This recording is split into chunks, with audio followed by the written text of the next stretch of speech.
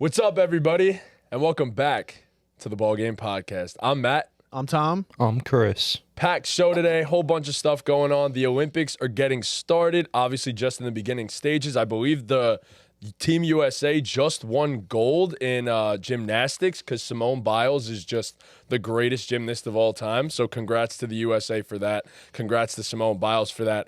Awesome stuff. Best of luck to our country. Patriotic today. Let's go USA. Let's go win the Olympics. Outside of that, we have NFL to talk about as training camps are ramping up. Of course, we have the Hall of Fame game this coming weekend. Or tomorrow by the time you're seeing this, actually. So interesting stuff. Football is about to be back. I know no starters are going to be playing for the Chicago Bears in that game, but football's back. I can't wait to watch it. Tyson Bagent, I don't care who it is. Give me some football. Give me some pigskin, man. I'll be glued to the damn couch for that game just because football's back. All right, so today we're going to be breaking down the AFC South and the NFC East. Friday we have, or whenever that one comes out, either Friday or Saturday, we're going to be having our fantasy episode, a big-time fantasy episode where we're ranking all of our running backs, all of our wide receivers, going to give a quick break in between us talking about fantasy football and then a podcast that we had already recorded in the NFC North and the AFC North. But we're going to do it again because mistakes were made. Mistakes were made. It's kind of on all of us. It's definitely my fault. Mistakes were made. It happens. I've done that so many times. Yeah, I mean, it is what it is. You can take the lion's share, sure, but we all could have checked the mics, you know? Yeah, definitely. Get the fuck up. Nice. That's a good one. Fuck you. It's all your fault. But yeah, so it is what it is. We're going to be recording it again, and we might have a special guest for that day as well. Yo, wait, side note, while this is in my head, should we do that for while we're only covering NFL? Like Thursdays we'll do fantasy, Tuesdays we'll do regular NFL? We could do that. What do you think? Given the week will be over. I think when the season starts, we flip it. Oh, yeah. We do the regular NFL coverage on Tuesday while the week is fresh, whatever. and then Thursday we do fantasy so we could give. That's what I just said. Is that what you just said? Yeah, I thought you said it flipped. No. I thought you said fantasy Tuesday and NFL regular coverage Tuesday. Okay, yeah. And then Thursday we could preview the weekend for fantasy, NFL start and sits and fantasy. shit. Yeah, we could start doing that with all that. So it's gonna be a while before we're really gonna talk basketball. So I just wanted to throw that out there while it was in my I head. could hold off on basketball for a very long time. We did a good amount of basketball for a good amount of time. It's football season, man. Can happily hold everyone off knows on that. basketball Everyone understands that. for a long while.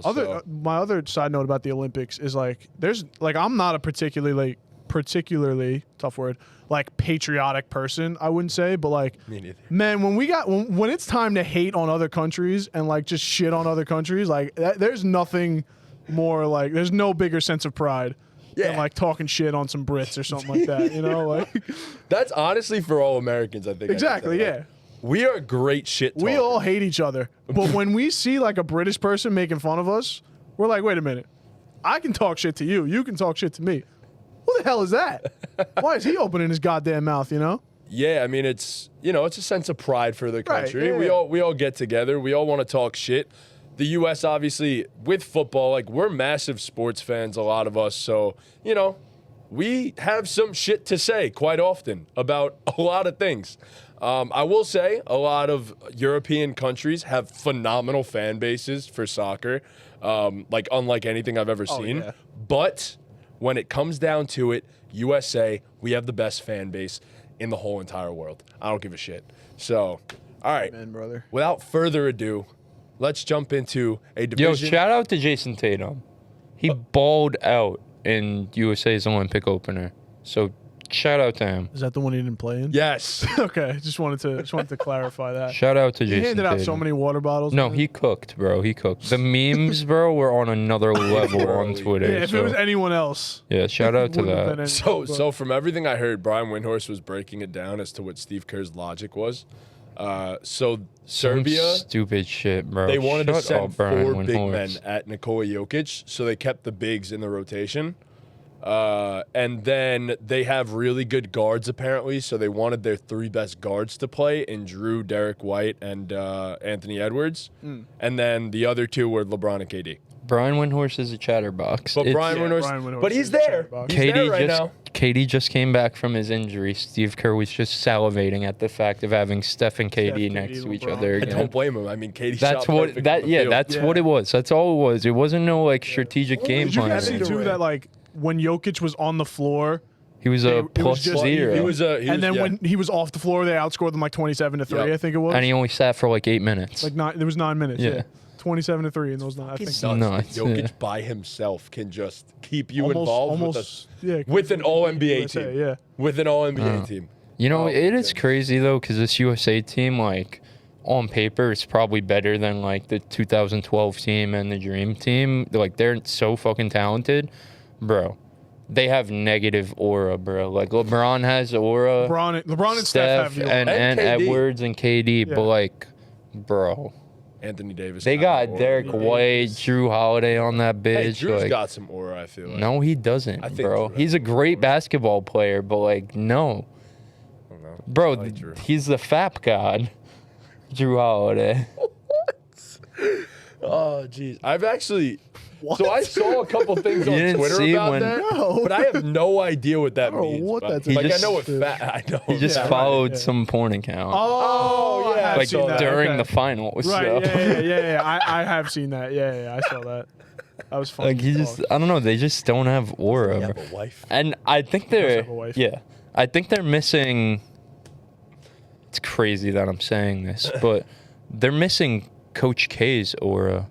I'm not Yeah, gonna Steve lie. Kerr got Steve Kerr has no aura. Yeah, He's I one think of the that's- best coaches in NBA history. I think and he that's has no what it aura. is. Everyone hates him now. Everyone's calling him like the most overrated coach in NBA history. I think that's what it is. I think they're lacking that Coach K aura, which is They need to crazy. pop. But Yeah, that Redeem. they didn't pop team, or Spo. That Redeem team had so much aura. When Kobe ran through Powell, Kobe run. Bro, they that got a was- documentary. that was all the aura. That's aura. Like a documentary is aura. yes. 92 Dream Team had aura, even Does though they this played. one Even ever though they get a- played plumbers. This team but will probably get a doc. probably just because Just because of how talented. just because of LeBron holding It's the LeBron's flag. final one. yeah, and they'll KD's get a final one, doc. probably. They'll It's get a LeBron, doc, KD, yeah. and Steph playing together. We have wait, what were some of the nicknames for LeBron? I mean, there was him, and then the Oh, they there called was him. his picture on top, and then George Washington crossing the saw that. Delaware River. Oh, that one. Devin Bruh. Booker was fucking making fun of him in his video. He was like, "Why is he holding the flag like that? He knows what he's doing." Oh my god. Nah, Team USA's had good vibes though. They seem like they've had good vibes during this whole thing. So I mean, that's the only basketball we're gonna talk about for the next couple months. So Yeah. Captain America. there it is. Captain L'America. Captain L'America is elite. That's amazing. All right. Well, hopefully we give LeBron even more nicknames. Hopefully this Team USA brings home the gold. They're too talented Benjamin not to. Buckets. Benjamin Buckets is insane. But there's so many sports going on right now. Obviously, MLB also had its trade deadline. Won't talk too much about that. Yankees got Jazz Chisholm and 4 home runs in 2 games. 4 home runs in 24 hours. Yeah. what I It's just saw. fucking nuts. What a legend. So happy to have him here. Outside of that, all right, let's jump right into football. Let's talk about my team's division, the NFC East. All right, so we'll start from the lowest over-under total. You want me Then to we'll do it? I jump have to them all here, so you want All right, me to do yeah, it? go for it. Okay. Why not? So yeah, we'll start with the lowest over/under, as you said, and 2 teams are tied in this division for the over/under, for the lowest over/under. You've got. We'll talk about our boys first. The New York Giants at 6.5 wins. Now, not a lot of positive buzz around the New York Giants, and I actually haven't gotten to watch the Hard Knocks all that much, but apparently it is not doing them any favors from what I'm hearing. And I've seen some training camp clips here and there, and you can't really put a ton of stock into early training camp vids, especially. I've seen Daniel Jones sail a screen pass over his running back's head, but I've also seen him throw a dot to Malik Neighbors down the Multiple field. dots So to Malik I've also Neighbors, seen him yeah. throw some dots. So, yeah, I'll let you start. How are we feeling? So it's make or break time. Oh, for Danny? Oh, yeah. Oh, absolutely, yeah. It's either and they said it in Hard Knocks. I mean, Joe Shane said, we have a $40 million quarterback. It's about time we figure out what he can actually do. And he's not wrong. Which is like- he's 100% right. I would never think a GM would say that on camera, like knowing he's that's gonna air one. But well, I it's mean, truth. I mean, it's everyone not like knows it, Danny you know? didn't know that, and Yeah, I'm sure they everyone poured knows him in the it, office. and everyone like, knows that they know it. So yeah. So I mean, it's pretty obvious. Everyone knew this going into the season. I mean, we have an out in Danny's contract after this year. Of course, we'll be on the hook for some dead money, but not too much. So it's like, I think you have to perform at least at a average quarterback level this season in your first year after a torn ACL, which is why I'm also not putting too much stock into what Danny's done so far this offseason because of the fact that he's coming off a torn ACL. That's a thing. But even with all that, I understand we lost Saquon. I understand we lost Xavier McKinney. I still think this team improved leaps and bounds as opposed to what they were last season. And somehow, some way, we finished 6-11 last season, or was it 7-10? 6-11. Whatever it was. We started the season like 1-6. So We started the season, and it was one of the worst football teams I've ever watched in my life. exactly. So we obviously improved down the stretch of the season, but that was without Daniel Jones too. So I don't know how to feel. I love Malik Neighbors. I'm all in. I'm ready to go. I wanted a quarterback, but like here I am. I'm super happy. Love Malik. Talk about aura. Talk about aura. Malik Neighbors has fucking aura. And then Daniel Jones with negative aura. Devin Singletary, I don't mind him at running back. He's solid enough. It's whatever. The offensive line is what I feel like needs to be talked about the most. We added John Runyon. We added Jermaine Illuminor. Illuminor was an above-average right tackle last season with the Raiders, whom we brought in the offensive line coach from the Raiders and Carmen Brasillo, which is also a massive move. Bobby Johnson, our offensive line coach last year, was horrendous. Yeah, horrendous. he should work at Walmart or something. Holy shit. He was the worst offensive line coach I've ever seen in my life. So you bring in a great right tackle in Illuminor. What happens to Evan Neal? I don't know. You also just added today Greg Van Roten, who was a former Raider as well, and he played phenomenal for the Raiders last year. He was one of the best guards in the entire NFL for that matter. The fact that he was still on the market kind of goes to show. There's been reports that he had character issues or whatever, but you know what? We throw it to the side. We need any help at offensive line at this point. I don't care. So you get Andrew Thomas hopefully healthy. John Michael Schmitz in his second year. All that good stuff. I'm going to ramble about my Giants a little bit, so I apologize to the two of you. But yeah, I think the offensive line has improved leaps and bounds. And that's massive. That's huge. This is make or break for Daniel Jones. And they said, we're going to give you some help. Now you just got to show whether you're legit or not. So I love it. I think we've done a great job improving. It all boils down to Daniel Jones. As for the other side of the ball, John Runyon was dog shit last year. solid. He was an average guard last year. No, he wasn't. Yes, he was. Look it up. I was on PFF before. He was average. He was very average. He was very average. I looked it up before. I was on PFF. He had like a 58 pass blocking grade and a 62 run blocking grade or some shit. So he was average on both fronts. He's below average. I'll take average. He's average. I'll take average over whatever the fuck we had last year. Who's at right guard Chris. last season? And he also plays left guard more. He used to play left guard more than he played right guard. So you know what? Hopefully we put him at left guard, keep him there. Greg Van Roten steps in at right guard. And Evan Neal is just forgotten about for the rest of eternity because fuck that dude. I'm done with him at this point. As for the other side of the ball, our defensive line, outside of Dexter Lawrence, I'm talking about our three defensive linemen, not the outside linebackers, not the pass rush.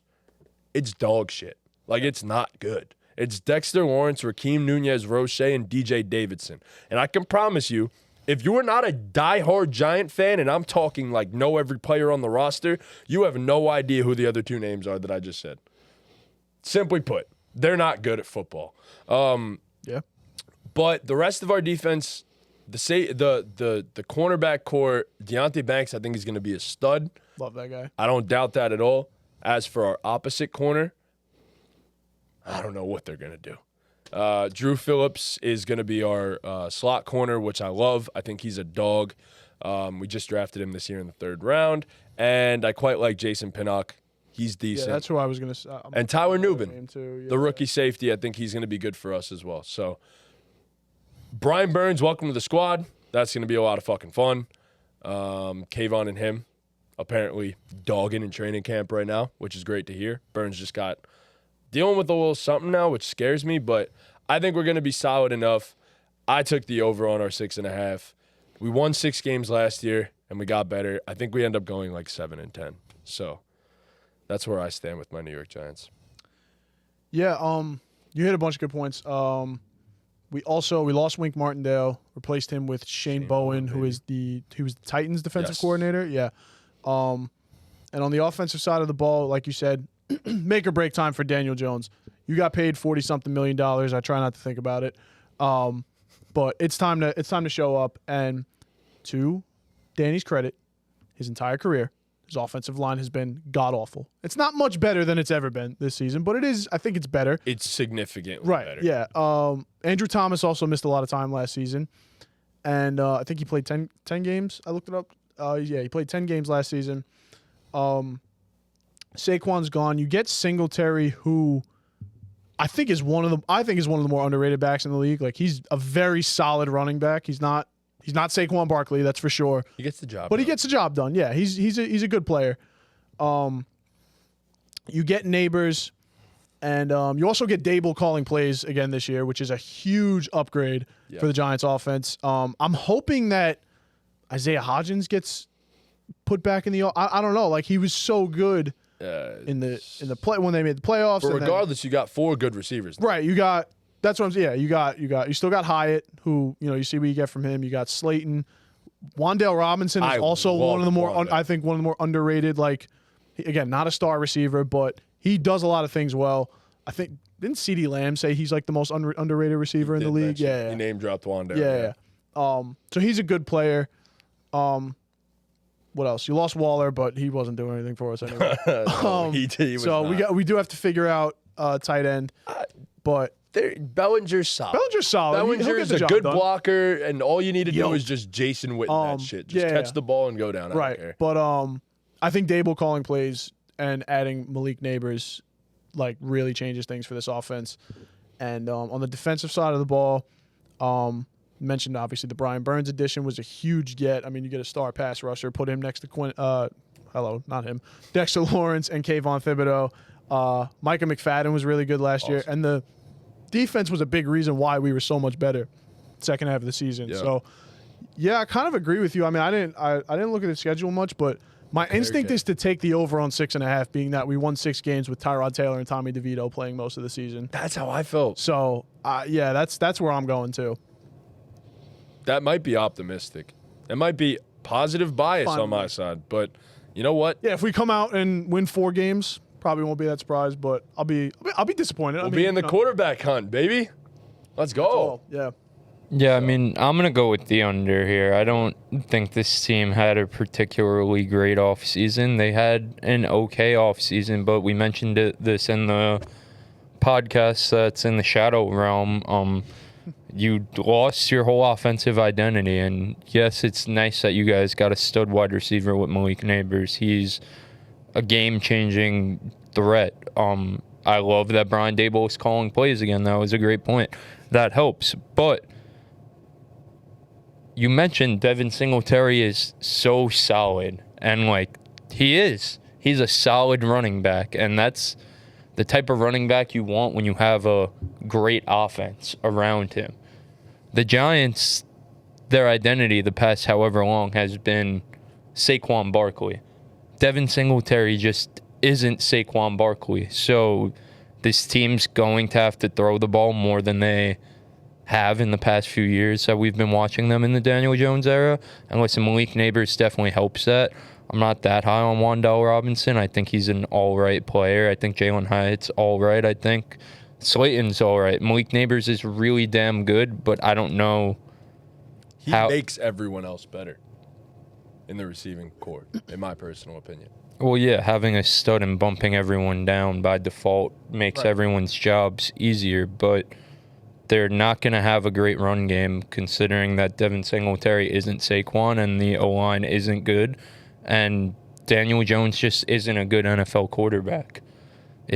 That's really all. The defense is, dare I say, great. I mean, the secondary is a little bit weak, but if those younger guys in the secondary take that jump that a lot of people expect them to take, especially a guy like Deonte Banks, who it wasn't great in his rookie year, but there were so many flashes that he showed of being a true shutdown number one corner, especially with that defensive line that's only going to make a guy in the secondary on the back end's job easier. So I really do like the defensive pieces, but they won games when they made the playoffs, not off the back of I said this the other day, not off the back of Daniel Jones earning $40 million. They made the playoffs off the back of a really good defense and Saquon Barkley and Brian Daboll being a great coach. You still have Brian Daboll, the great coach. You still have a really good defense, but I really think this offense is going to struggle to put up points. I just don't think they have enough, top-end talent, especially in an NFC that's only getting better and better and better. They'll win some games off the back of their defense for sure, but 6.5 is a tough ask, so I'm going to go with the under for them. So dare I say this, and this is going to sound horrendous, and I know people aren't going to like this. Devin Singletary might fit our offense more than Saquon Barkley. Why do I say that? You know what's crazy? He's not the first person I've heard say that. Not even a giant on fantasy footballers. Mike said the same thing. Did he really? Yeah. He said something like that too. He No said fucking way. obviously it's not Saquon, but I forget what his reason. I was trying to think of it, but I couldn't remember why he said it. But So I would say this, with Saquon Barkley, that man probably felt so much pressure that every time he touched the ball, he needed to hit a home run. I think that was that was actually the similar point he made. Yeah, go ahead. He needed to break one. He needed to score a touchdown. He needed to make something special happen. And more often than not, as great as he is, with a terrible offensive line, you're not doing that. So sometimes you just need a guy that's going to take what's there. Take the 3 or 4 yards. Make it a 2nd and 6. Make it a 2nd and 7. And make life easier on Brian Daboll instead of it being a 2nd and 11 or a 2nd and 12. When you have a much improved offensive line now, whether you like the players that we added or not, it is undoubtedly a better offensive line than it was. Better offensive line than it was last year, but it was dog. It was one of the worst. It was dog shit last year, and you lost an elite top end running back. Line. You have an elite left tackle. Yeah. Now, Van Roten was very, very, very good last season in both the run and pass game. And now he's your starting left guard or right guard, whatever it is. John Michael Schmidt sucked as a rookie, but he was playing half the season, hurt basically. Yep. I expect him to at least be a little bit better this coming season. Can you be an average center in the NFL? Right guard John Runyon, bro, we were starting Marcus McKeithen, who was a 5th-round pick and tore his ACL. He's horrible. We had Justin Pugh off the couch, right? We had Justin Pugh off the couch. Bro, it can't get worse than that. Runyon was average, and I'll take average at that position at this point. And then at right tackle, Illuminor was above average last season, which is important. And now you're talking about 3 above average offensive linemen and potentially 2 average offensive linemen. That makes for an average or better offensive line. So I think with a much improved O-line, Devin Singletary just gets the job done. And all I really need you to do is hit those 4 or 5 yard gains. And you guys are going to get everything else through the air with Daniel Jones throwing the ball? Well, of course, Devin Singletary's going to get a few where he gets 10 to 15. But right, but what I'm saying is that Daniel you Jones, guys or Drew Lock, put on for my city, baby. Give me Drew if it ain't working with Danny. But I mean, you're not even confident in your quarterback. This team stinks. This team just isn't that good. Can they maybe sneak out 7 wins? I've seen crazier shit, but I mean, I've seen crazier shit, but my point that I was just making was that when you guys went to the playoffs, because I don't even last year didn't even happen for me. You guys dealt with how many injuries, and it was just a disaster of a season. You guys want to get back to where you went to in 2022. Saquon Barkley had 1,300 on the ground and 300 through the air. That's 1,600 all-purpose yards. He was the entire offense. Yes, the offensive line got better, but I promise you, the offensive line is not going to make up for the gap between Saquon and Devin Singletary. It's a load of shit. All the running backs aren't valuable shit when a guy like Saquon is your entire identity. Devin Singletary is a good player and had a really good year last year, but what did he put? Where did he play? He played on one of the more prolific passing offenses in the NFL last year. That's what made Devin Singletary so great, was doing what you're saying, was just get the yards you need to get. But on this Giants team, where else is the offensive production going to come from? I think Malik Neighbors will have a great year. Is he good enough in his rookie year to carry an offense to 7 wins? No, I'm not saying he needs to. Is Daniel Jones good enough for him to even put Malik Neighbors in position to have a great rookie year? The talent's there for Malik Neighbors, yes, 100%. I mean, he's a talented young man, but is the quarter? It's not a running back where they're just handing the ball off. It's very reliant on the quarterback. It's almost just as reliant on the offensive line as a running back, because you need good pass blocking to get the guy the ball. So it's a lot. Like, it's not like Malik Neighbors is just going to step in and flip this offense around like a guy like Saquon Barkley could do when he carries you guys to the playoffs. And I'm not saying you guys need to be a playoff team this year, because I don't think anyone thinks you guys will be a playoff team this year. But no, I don't. Like, it's not.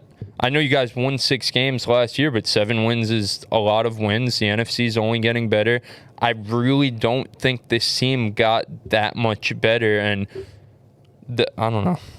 It's an under for me. And also, you guys both took the over, and you guys are Giants fans, so. That's fair. Yeah, I mean. It's a whole lot of mid. Like, I'm not going to lie. There's really. Andrew Thomas is elite. The defensive line is elite. I love Bobby Okereke, but other than that, like, you guys are really severely lacking top-end talent. I mean. And you don't have Saquon to come and save you guys and lead you guys to a bunch of wins like he did in 2022. I don't. Like, I get it, and I understand that, but I really just, I don't know. I think that in some respects, not having Saquon is okay, and I think we'll make it work.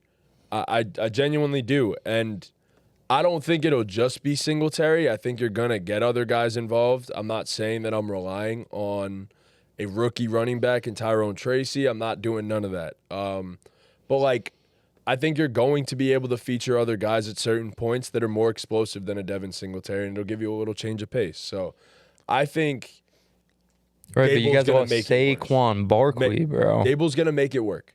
Dable's going to make it work. I know it. I'm not saying we're going to be a great offense.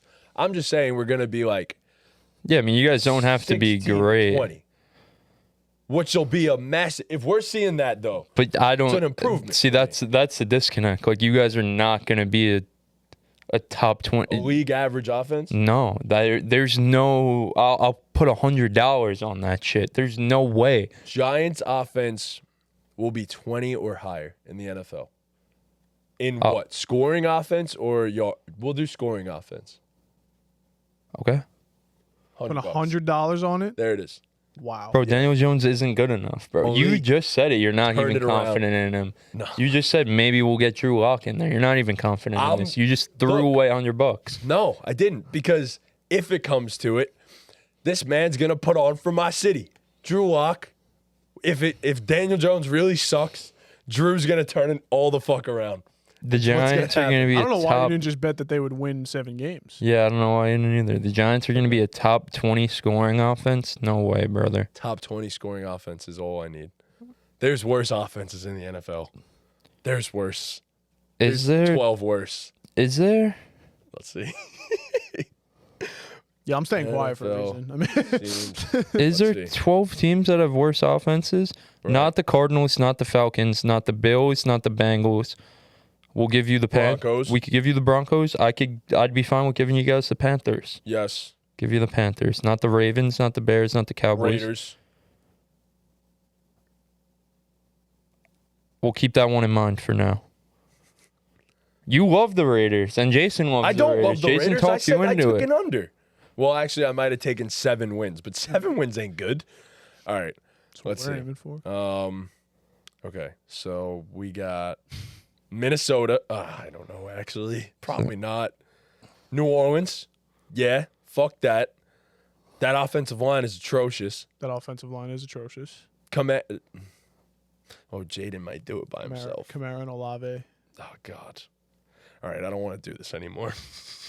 I'm cool with the bet. That's fine. I made The a bet. only ones I could confidently give you are the Broncos and the...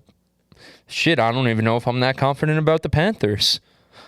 Yeah. The Broncos, I'll give you. Confident in us being better than the Panthers, bro. Yeah, I'll give us the Panthers. Confident in us being better than the Panthers. It's probably a stupid bet, but I'm putting my fandom first. It's okay. It's all right. I'm trusting my boys. Putting your fandom would have just said, I'll bet you $100 they win 7 games. Faith in conviction, all right? It's okay. All right. It's okay.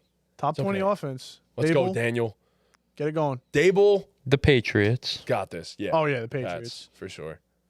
So that's what, For 3? sure. And the Yeah. Raiders. We're better than the Raiders. I'll give you the Raiders. I'm not going to give you the Saints, though. We might actually be better than the Steelers, too. No. Yes, bro. It's Arthur Smith, brother. Arthur Smith's a good coordinator. Ruffle sucks. Arthur Smith's a gets the job good done. coordinator. Yeah, but we're better. We're better. Justin Fields is Giants cooking better. Hashtag Giants in better. camp. Is he? Yeah. Yeah, he actually actually? has. From Oh, what I Yeah, heard, he's been cooking. He actually has, from what I heard. All right, let's move on to the next team. Fuck my Giants, man. All right. We're doing it. We're gonna do the thing. So And by the thing, I mean the next team has the same over-under. And Chris, these are your boys. Well, your actual boy on this team left, so I don't know how you feel about them anymore. But the Washington Commanders are set at 6.5 wins also. Yeah. So you were the Commanders guy. We'll let you take this one. It's an under for me. I mean, so I'm so sorry to just like go back. I know I say I hate when we do this, but did you guys want to do the Giants schedule? I feel like we're gonna do some full schedules throughout the pod. We So if probably you have guys, to do my Giants. Yeah. it's your guys'. I don't think we have to, but like It's your I'm guys' definitely team. down. It's I your gotta do guys' it. I gotta do it. team. Yeah. I'm All right. definitely down to do it. I'll So- host it. I'll host it Yeah? because you guys All are right, the go ahead. Giants fans. You guys suck. I have no say in Go ahead, this. go You ahead. guys figure it out. Week 1, you guys get the Minnesota Vikings at home. I Very think we winnable beat game. The Vikings. I think at we home. can beat the Vikings. All right, Personally. 1-0. What are the? I need to know the prime time. You have like the. I'll tell Prime you time's if it's a very important prime. when it I'll comes tell to you if it's a Giants. prime Go time game. Week 2, you guys travel to Washington to play the Commanders. Rookie Jaden Daniels in his second game. We own them. Yeah, we'll take the Commanders. All right, 2-0. Week 3, you travel to Cleveland. That's an L. That's an L. That's a brutal L. Two- If it was 2-1. Cleveland and we're home, I'd feel different. Maybe, but yeah. 2-1. Week 4, Thursday Night Football, you guys played Dallas at We're home. getting a loss, given it's a primetime game. Against Dallas. Well, like, look, bro. Bro, Dallas skull fucked us twice Look. last season. Listen to me for 1 second. I have a feeling we take one from Dallas this year. We never. This is the we year. Never take. I one think from it's Dallas. actually been I since hate- like I hate 'cause 2016. I don't hate anything more than I hate the Dallas Cowboys. Bro, but they got worse and we got better. it's They're 2-2. falling apart at the seams. I'm sure, but go We're ahead. taking one, We're 2-2 but no, right now. I'll give both losses We're just to be 2-2 right fair. now. Just to be fair. But I think we're taking one. Okay. So we're 2-2. Yeah. Yep. Week 5 at Seattle. Yeah, we're probably losing that one too. Okay. 10 days rest though, but we're losing that one. All right, 2-3. Week 6, you guys are at home versus the Bengals. Probably no.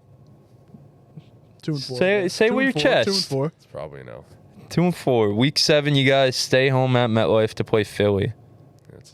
It's a loss. 2-5. That's a loss. Week 8, Monday Night Football, you guys travel to cold Pittsburgh to play the Steelers. Oh, TJ Watt is gonna skull fuck us. Wow, you guys have an above-average offensive line. Well, yeah, but TJ Watt is Don't look at TJ me. Watt. I didn't say TJ Watt is TJ Watt. What am I supposed to say? So you think you guys have enough? You guys have Brian Burns. You think that's We going to lost mess 5 with in a it? row, Monday night in Pittsburgh. It's when we turned around.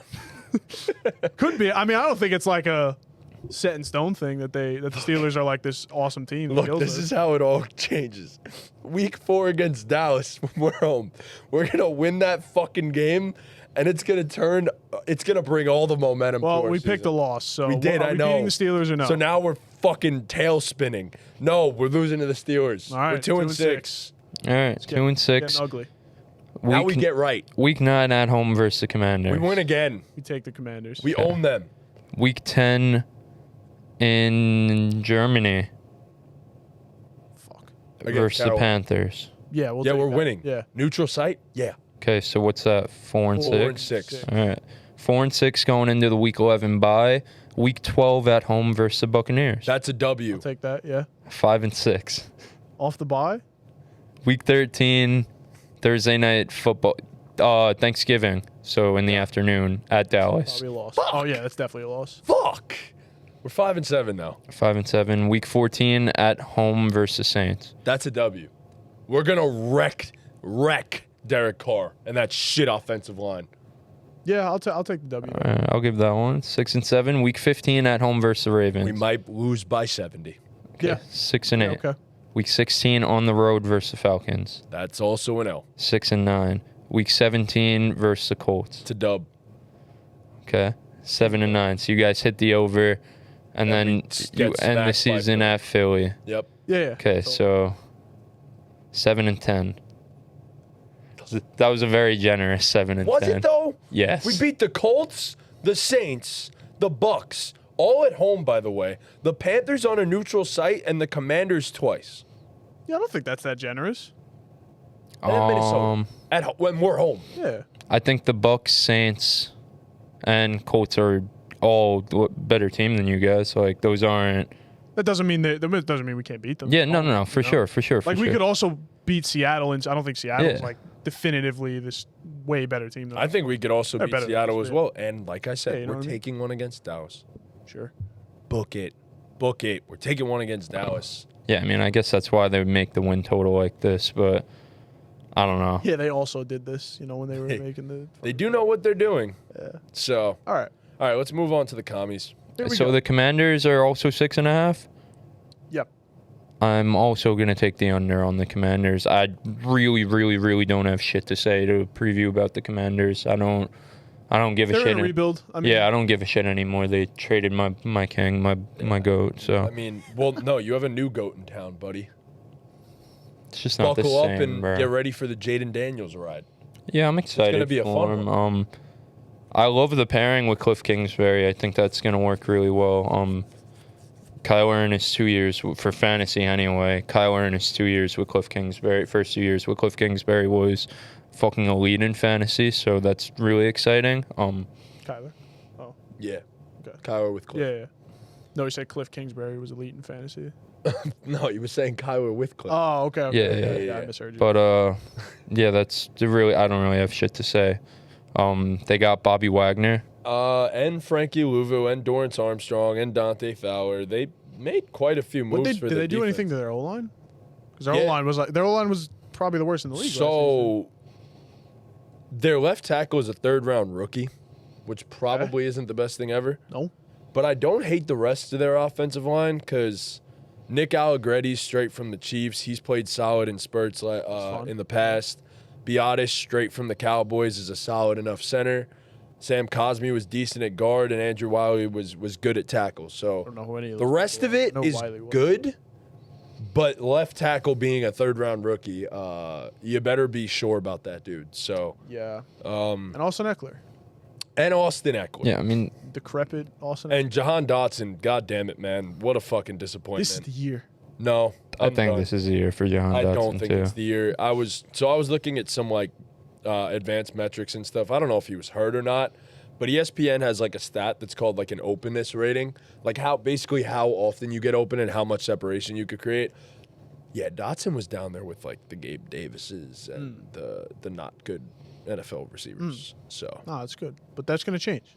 Yeah, I mean, No, yeah, realistically, I don't have much to say about the Commanders. this is It's a just- team that wants to lose. So. Yeah, they want to lose. They're rebuilding, and you want to see what you have in Jaden Daniels. So, really, that's it. You want him Yeah. to show some flashes. I think their defense will be a lot better than people think it will be, because it's Dan Quinn and it's got some players here. But I mean, Emmanuel Forbes was horrendous as a rookie. So can he get any better? Remember, than he that? was just getting fucking killed by AJ Brown. torched. Oh my gosh. He was a little boy. Wow. I mean, who would have thought that a mean, fucking I'm not, like, rookie? talking shit. No, I'm just saying, I like, know. No, he got cooked. I don't know. 160 pound. I mean, Everyone gets cooked by yeah, I AJ think Brown. that That's fine, was, you know? yeah, I mean, that was welcome to like- the NFL mode. Yeah. not even that. It was more than that for him, though. Baptism. Yeah, I mean, his That's not like it was just his so- confidence was gone after that, and then he started getting healthy scratches and Yep. shit. So, I mean, I think he has a bounce back year. All the report, I mean, you know what you're gonna get out of him, like physical receivers are going to have their way with him. Like, that's just, it's give or take. I mean, the guy still, I thought he wasn't really as terrible as a lot of people make it out to be. I feel like he showed exactly what he was supposed to show. You know, he was a really good ball hawking corner. He had a few really great picks, and that's kind of what it was. The problem is that he got drafted ahead of Christian Gonzalez. That's the problem. Like, I mean, I was all over him. I was in on Emmanuel Forbes last year, like, because I really did like the prospect. But the problem is that a true like CB1 got drafted after him. That's the issue.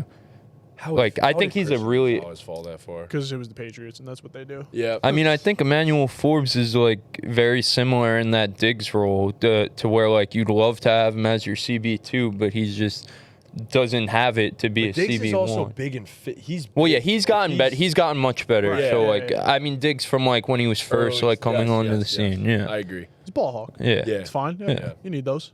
Yeah. I mean, not much to say about this team. Yeah, I'm taking the under for them. Yeah, I'll also take the under. All right, moving on. The other two teams in this division are actually also Fuck 'em tied. both. Yeah, fuck them both is right. We will start with, because this is how I have it written down, we'll start with the Philadelphia Eagles. Their over-under is at 10.5. Yeah, they had the highest in the division. Yes. So, curious, what did they win? 11 last year? they did. 11 and They 6 won last 11 season. in a tumultuous, disgustingly bad season. Didn't they start like 10-1? Yep. Yeah, they were off to a incredible start in the beginning of this season. And we all knew it was like not in high everyone gear. felt everyone. I remember us saying that like week after week was like they're so good, and we feel like we haven't even seen close to the best version of them.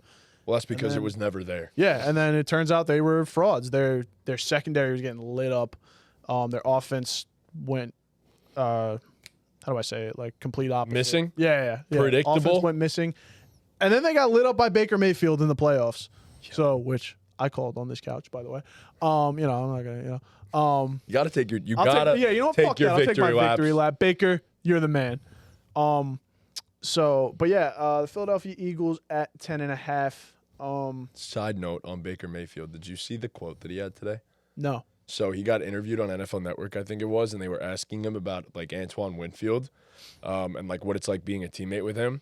And he was just like, yeah, in June I hit his car and like broke his bumper, but he's like, but we both got big money, so we're able to pay that now. Sure. So, All right. And I was like, yeah, Bake, talk your shit.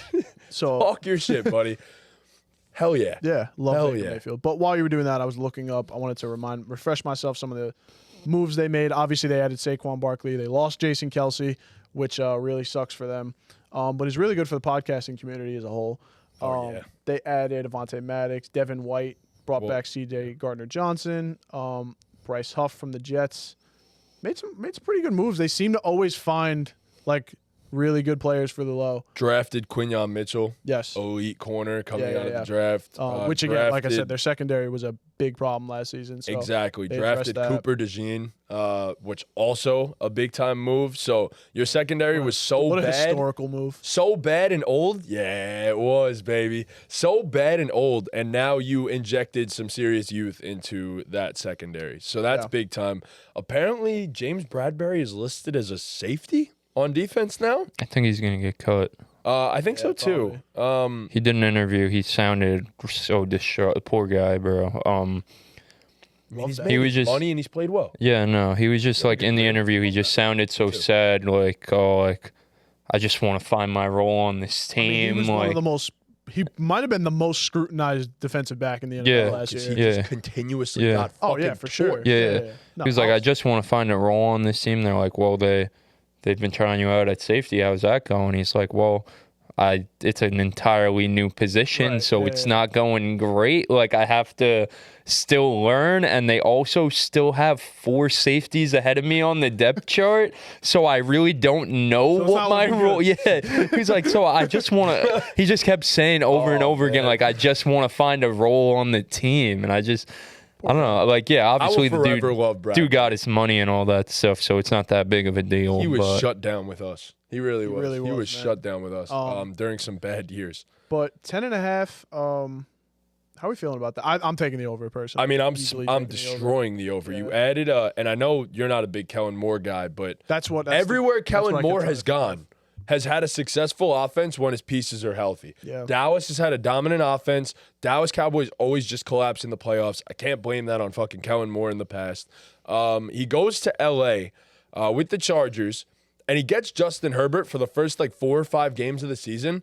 They have an elite offense in the first 4 or 5 games of the season. Then Justin Herbert gets hurt, and you're dealing with fucking Easton Stick. Or Keenan Allen and Mike Williams get hurt, and now you're dealing with Josh Palmer as your wide receiver Chargers one. Things. And Quentin Johnston, who was supposed to be good and is not good at football at all. Apparently not even a starter. He's not taking the first team reps. Not even Isn't a starter crazy? in 3 wide receiver With Ladd sets right now. McConkey. It was DJ Ladd, Chark over Palmer, him. and DJ Chark. Yep. That's insane. So whatever. I like Kellen Moore personally as an offensive coordinator. I think he's going to be great for this team. Does the tush push continue? Who knows? That offensive line is still so goddamn good. Yeah, they still have. If you can't tush push, you give it to Saquon Barkley and his boulder-sized thighs, and he'll get the job done. He's going to be fucking awesome for them. Completely agree. You're going to see, I think, a little bit of a different version of Saquon Barkley where DeAndre Swift last year rushed for 1,200 yards, and most of the time he had 3.5 yards before even getting touched, or 4 yards before even getting touched. This is going to be the most free space that Saquon's ever seen in his entire career, so I'm very interested to see how that goes. I think that's going to help him a lot. He's not going to have to try to hit a home run every play. They're just going to come to him. Pause. But yeah, I mean, all in all, this is still a great offensive line. The defense is still very good. I mean, you get Jalen Carter in year 2 after a dominant rookie season. Jordan Davis another year better, hopefully better conditioning. And then Bryce Huff getting added adds youth. Instead of Hassan Reddick, who's getting older, Bryce Huff can come in, do the exact same thing with this squad that he was doing with his old squad with the Jets. Mm-hmm. And we know how good he was in that passing down role. Come in when you need him, yeah. Exactly. I think Devin White can find some sort of a career renaissance here. Does he have to be great? No. And then the secondary improved leaps and bounds, and I think Nolan Smith going into year 2, I think it is now, is going to be phenomenal for them as well because the Eagles always hit on pass rush. Right, So it is what it is. I love this team. I think they're going to be great. I think they're Super Bowl contenders and the second best team in the NFC. So. Yeah, I think 10.5 is free. On the offensive side of the ball, you get Hurts, who you might think of him as a rushing quarterback, but he can obviously do both at an extremely high level. He can sling that thing. And when you're tossing it up to big old AJ Brown, it makes everything a lot easier. And I think Devontae Smith is going to have the best year of his career. I think they're going to try him out in all sorts of ways, put him as kind of a Swiss Army knife, line him up in the slot. He can play outside. And I think they drafted a couple of receivers, but they signed Devontae Parker, who can't do anything anymore, so that's cool. And John Ross, apparently. Did they have John Ross, really? John Ross. He's just going to catch a bomb one week and then And Paris Campbell. Yeah, probably. Oh, Jesus. Oh, Paris Campbell, revenge game. Yeah, Paris Campbell is a ball game meme. But yeah, I think that offense is going to be super good, like you said.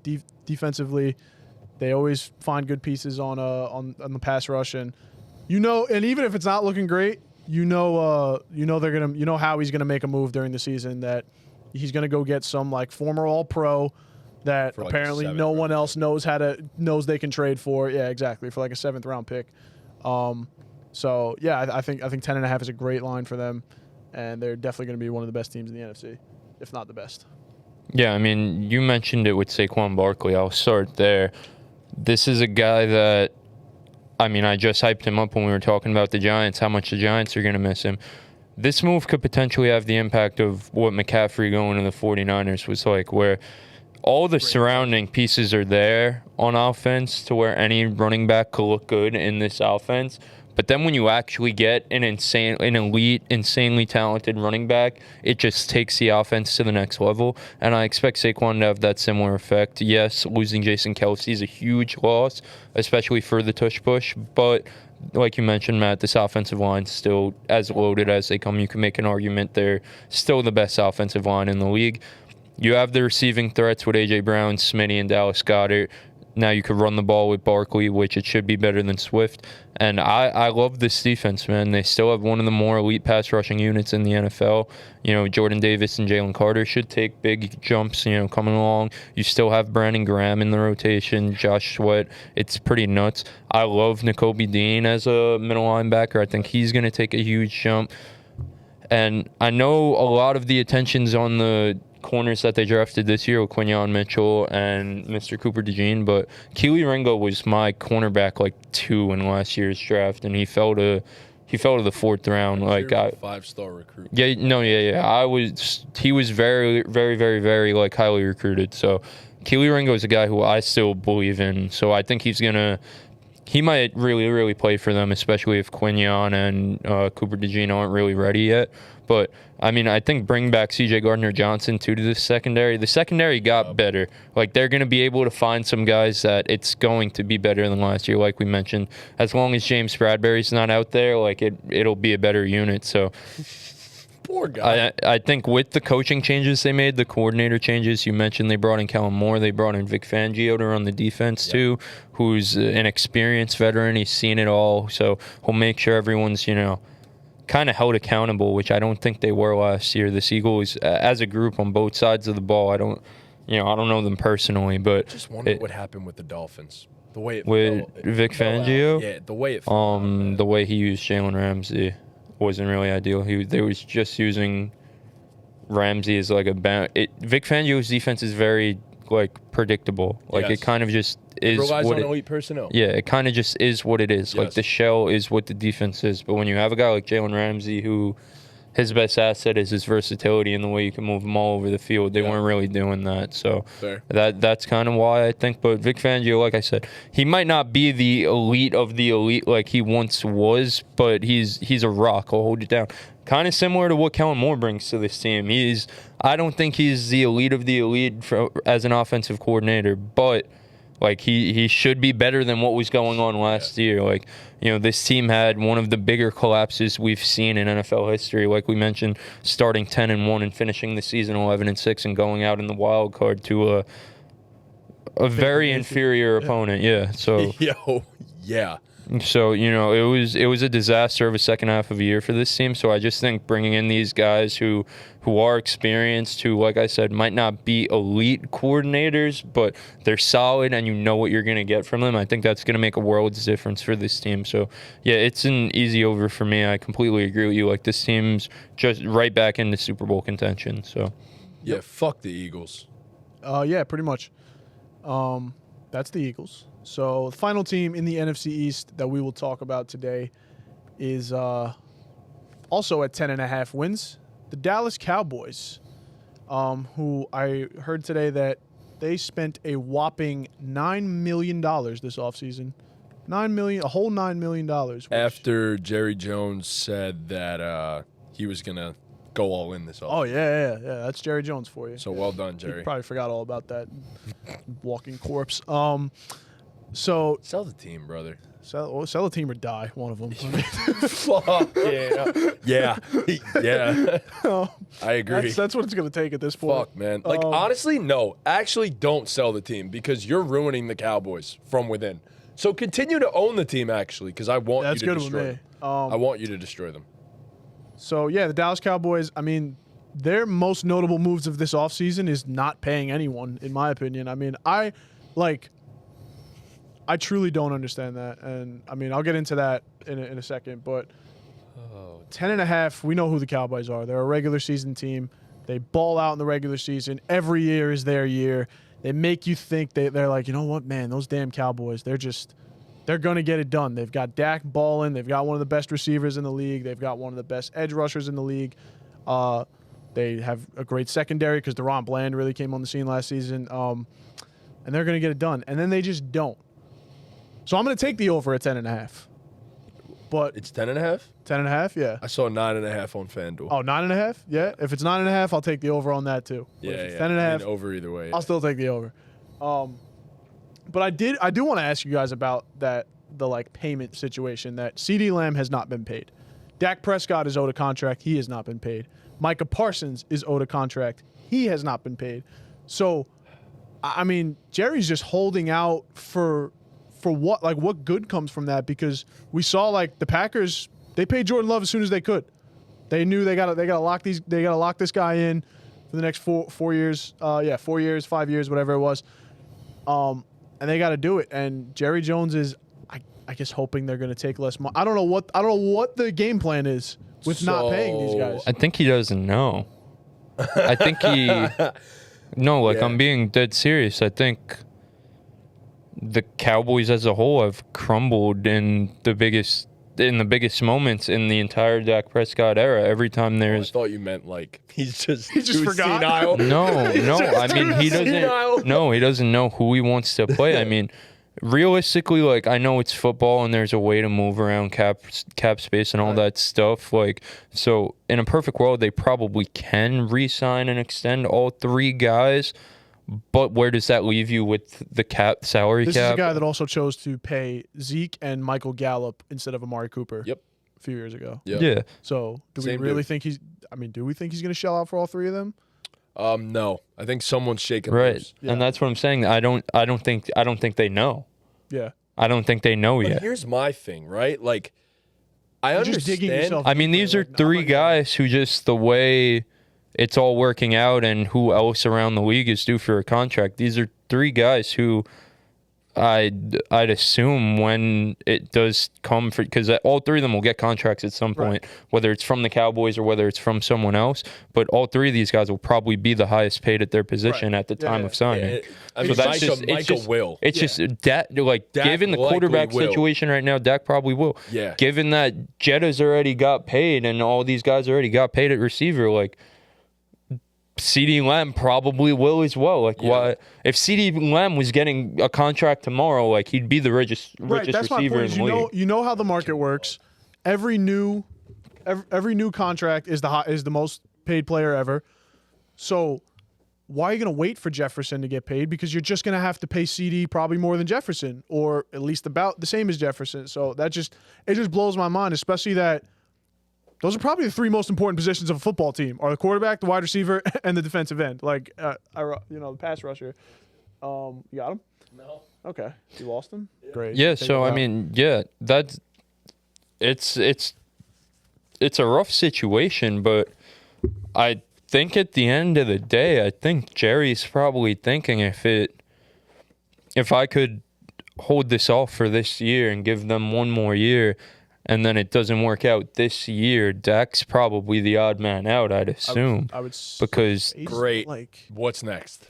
I'm just saying, you rebuild. I'm a Dak hater, but You rebuild. You could, And that's fine. you could keep a generational talent like Micah Parsons and still be in a retooling, rebuilding phase. If you're keeping a guy like Dak around, the plan is to go out and win. Right. Yeah. That's what I'm saying. So you're A saying guy like CeeDee Lamb, like you could keep a number 1 receiver. I understand you're paying those guys a lot, but I mean, if they don't make noise this year, like there's just no reason. Jerry's also not a rebuilder. Exactly. He wants Super Bowls. So you're paying Micah 33 to 35 probably. You're paying CD 35, given that's what Jefferson just got. And then you're passing up on Dak, which, by the way, your biggest mistake in all of this is the fact that you waited again so goddamn long. They did this last time. And the longer you wait, the more the price tag goes up. Right. Yeah, because that's my point. All Right, these but guys it are signing these doesn't matter if the record-breaking price deals. tag's going up if the guy isn't going to win Super Bowls. No, but That's what I'm saying. They're all dead honest. I think all he's waiting for is for him to show him that like when it matters the most, he's going to show up one time. yeah, no, I agree. You know what I like? I agree Like with he you. just paid him. He just paid him after he wasn't showing up in the playoffs and said, you know what, Dak? Like, we trust you. Like, you're going to do this thing for us, for the Dallas Cowboys. And a whole nother contract played out. And, like, I know it's not all entirely his fault, but at the end of the day, the quarterback's always going to get the most blame. That's just he what also it is. didn't play well. Right, and he also struggled. I mean, this past year, he struggled. He had the best year of his career, but when the lights were bright and it was playoff time, he crumbled. He folded like a lawn chair. And granted, the entire team folded against the Packers. But it's like, why is Jerry Jones waiting? He could just be being silly and just not a smart owner. Like, that could definitely be the answer too. But if I was to put money on why he's waiting, it's because he genuinely doesn't know if this guy could win a Super Bowl. Well, this is where you fucked up, because Mike McCarthy's still your fucking head coach too. And if you thought anything was going to change, the least you could have done was use this man as a scapegoat and bring in a guy like Bill Belichick. Like, no, yeah, I'm not saying Jerry Jones is doing like a good job running this team or anything. I'm just trying to. Mike McCarthy's contract is up after this year, and I thought that if you really wanted to do, I thought it was a lock that he was getting fired. I thought it was a fucking lock too.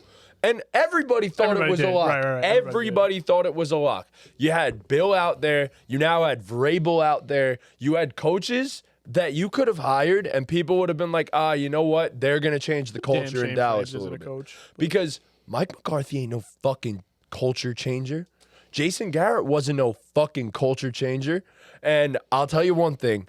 Bill Belichick, if anyone is going to change a goddamn culture, it is him. If anybody else is going to change a goddamn culture, it's that man that pops zins and packs lips, and it's Mike Vrabel. And races his quarterback after every practice. Exactly. So, you know what, man? Like, I don't feel bad for Jerry. I think he needs to pay all of them at this point, because you've backed yourself into a You also, corner. you didn't pay. And you're the Cowboys. You're not rebuilding because you won a Super Bowl. Right. Not only did you not pay those three guys, you didn't pay anybody. No. They didn't go they spent $9 million. They brought Zeke back. You lost Tyron Smith.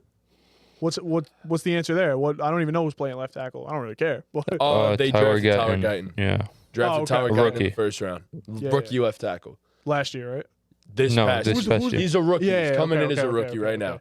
They have look, don't get me wrong, they still have multiple all still have a pros. very good offensive line. Still have multiple all left tackle pros. is the most important position on the line. Yes. And you lost one of the best in the league. Worst case scenario, yes, you can move Tyler Smith, who was an all-pro left guard last year, to left tackle, who played well at left tackle, but you already have an all-pro with him at guard.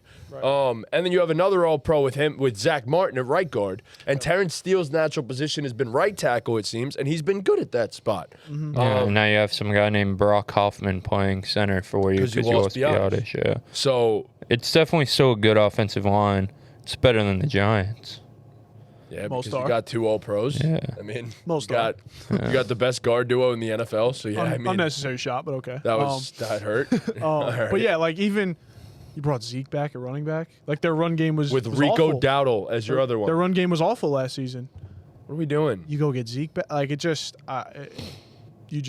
know. They try to win Super Bowls, and then they do, they don't. They just don't. They fumble. Yeah. That's what I mean. I know Jerry's not a rebuilder, but, the only feasible option is keep one or two of the guys and try and retool this thing around.